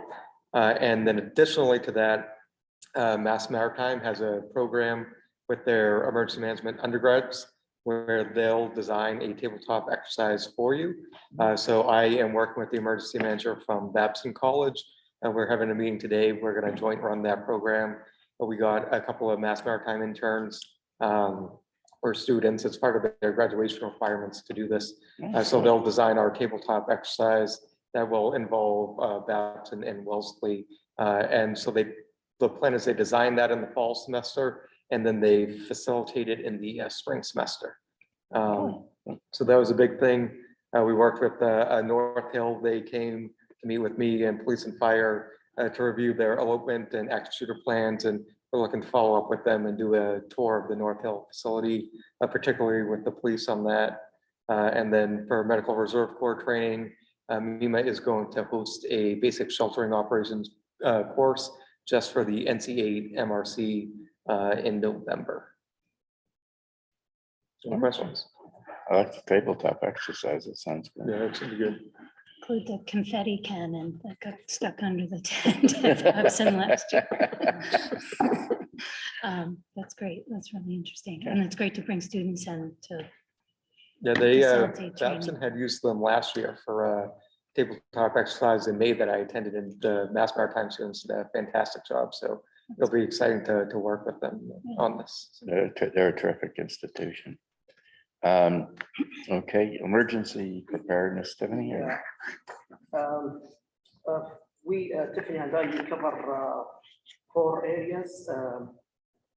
For the MRC, we created a template talking about the shelter training,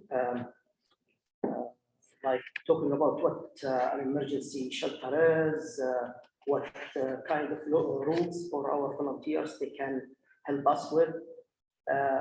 Regarding the policy and the process, we wrote up and finished the policy about the ID now. The second policy, it's ongoing, working on. It's about the equipment list, what we have, because we have, Nita Public Health has different areas that has emergency preparedness equipments. So we are creating a policy like how we check. We have 2 sections. For one, check our equipments yearly and every 2 years. For the 2 years, we are going to work with the fire department to see what we can exchange with each other. For the third area, we wrote a proposal about the new trailers. We are looking for to purchase new trailers in 1 or 2 years. We wrote up a proposal and we submitted to our management. The last one about the accreditation needs. We are working right now, just we go through our domain. We are working in domain 2, standard 2.2. So we just working through that and collect what they need. Until when we're done, we can share it with them and we take it from there.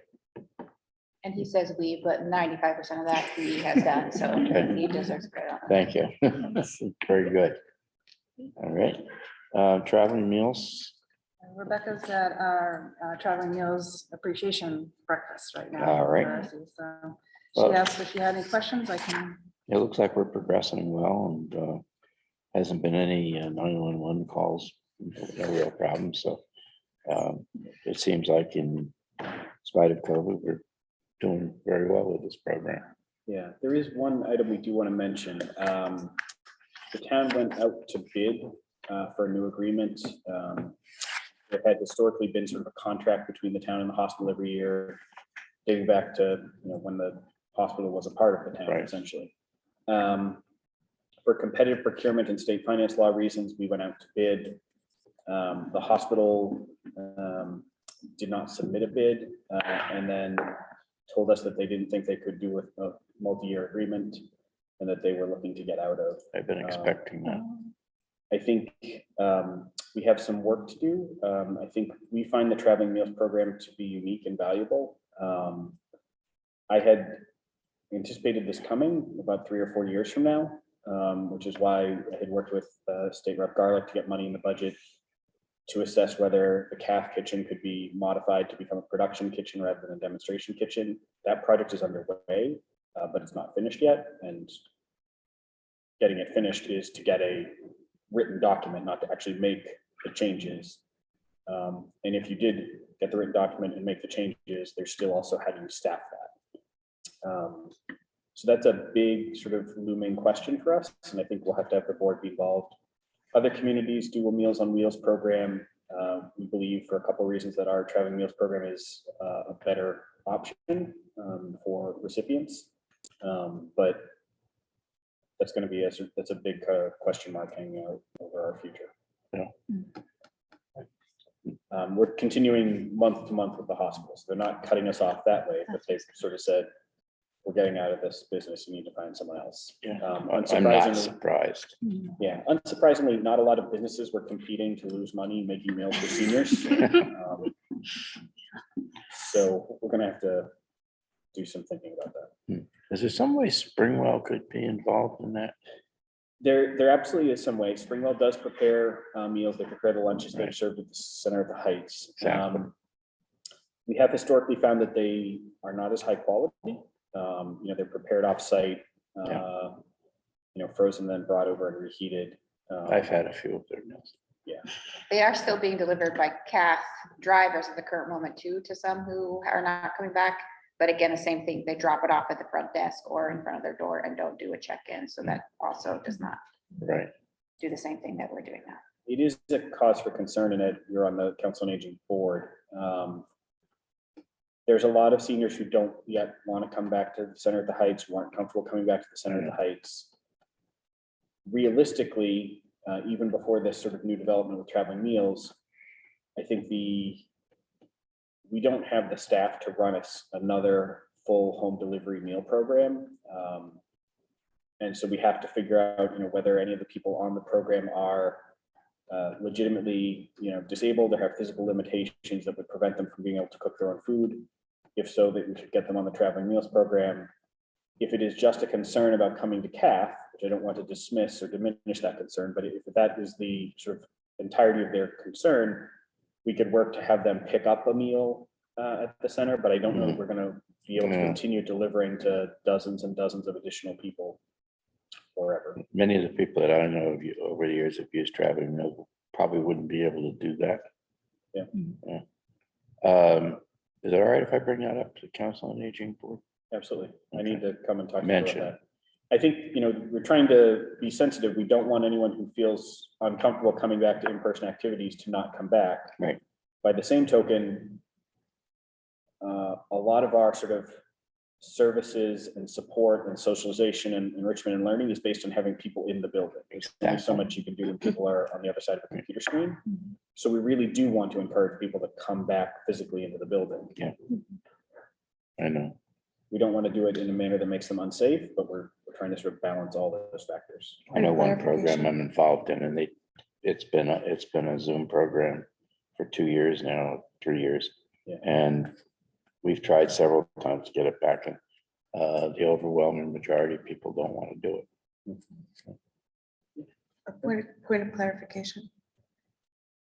Tim, you're not talking about making people come in for the traveling meals program. No, just right now there's the traveling meals program that does about 50 people a day roughly. And there's, Tiff, do you know if it's 50 or 75? It's some number that's, I think, higher. Not 100% sure. Yeah, they're still delivering to quite a few.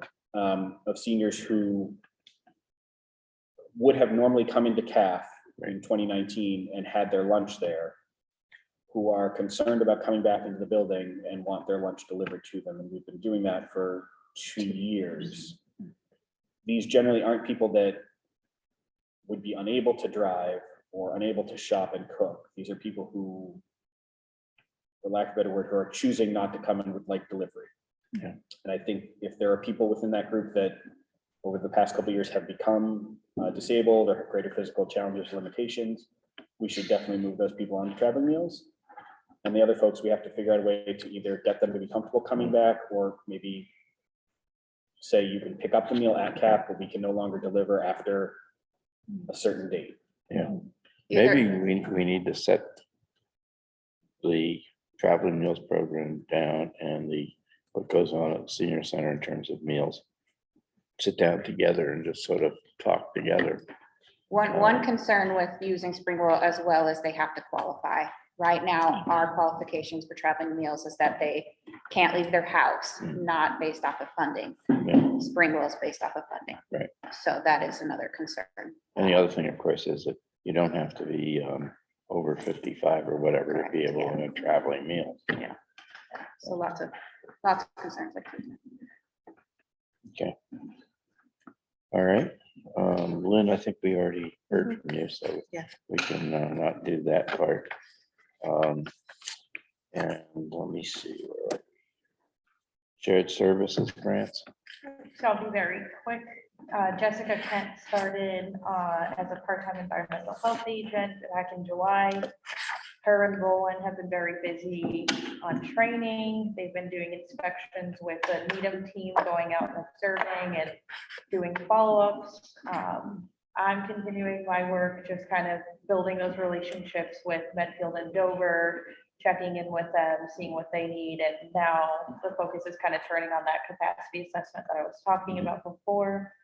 Another thing, Tiffany and I met with Regina Villa, so they're gonna help us kind of come up with some strategic planning. So they're gonna help us set up the meetings that we could have with the other two municipalities to kind of take that step, go back to step one, so that we can all sit down and discuss where we can all work together in a proper way, because I think there's still a little bit of misunderstanding. We don't want anyone to feel that we're taking away any positions or responsibilities. We just want to make sure that our shared services, that it's beneficial to all parties.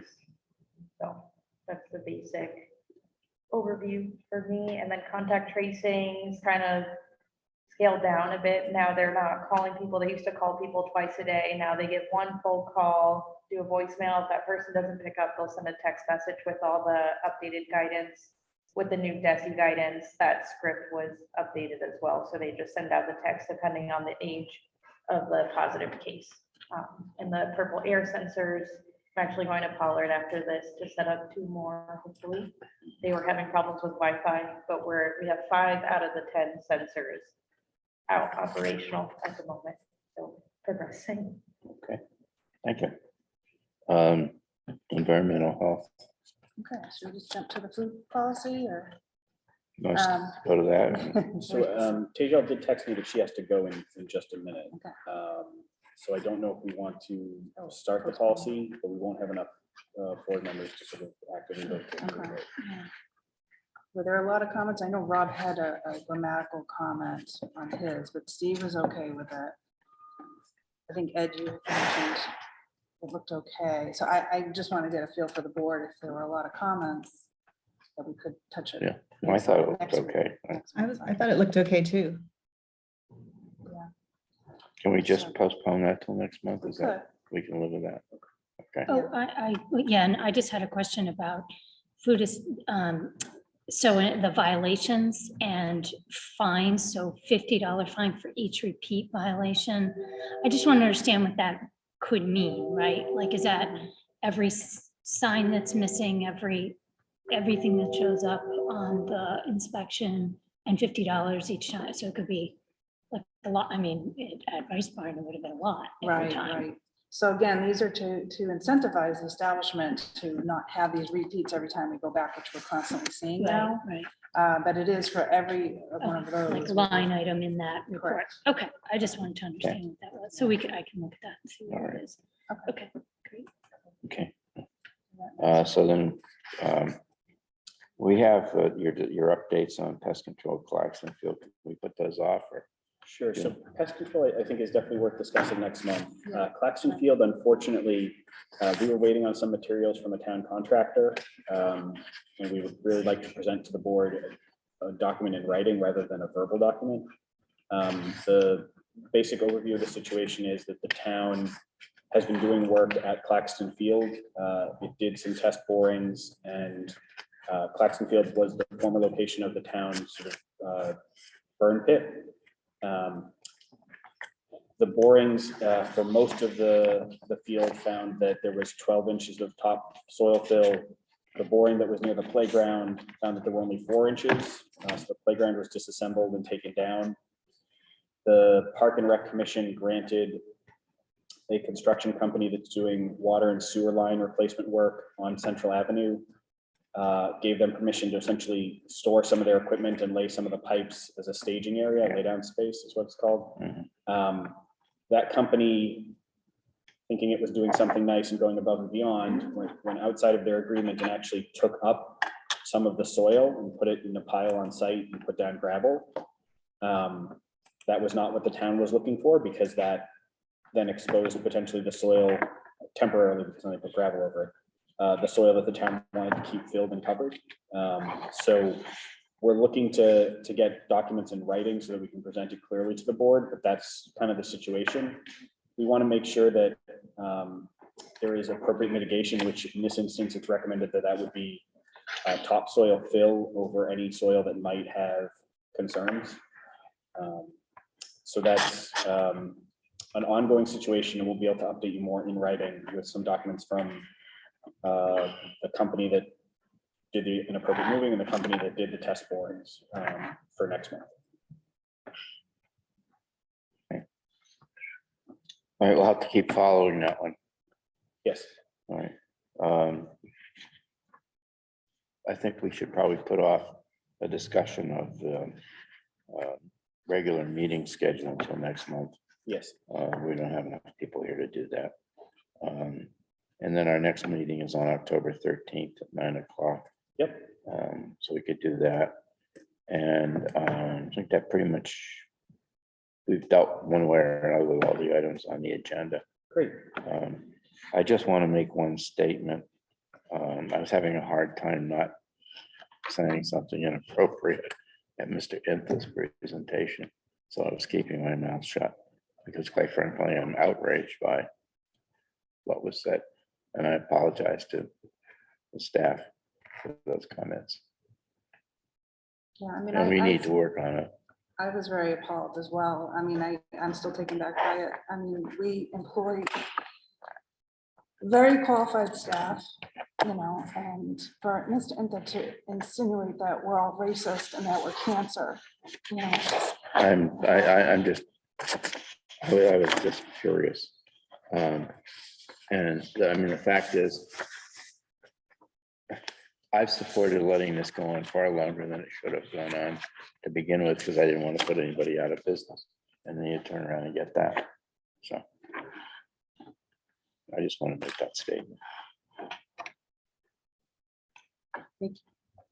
And I think we need to work on it Yes. in case we need it. I have a call with town council basically the minute this meeting ends. Okay. All right, can I have a motion to adjourn the meeting? So moved. A second? Second. Okay. Vote. Kathleen, Yes. Tejal, Yes. and Ed, yes, the meeting is adjourned. Hope everybody gets better soon, Dale. Yeah.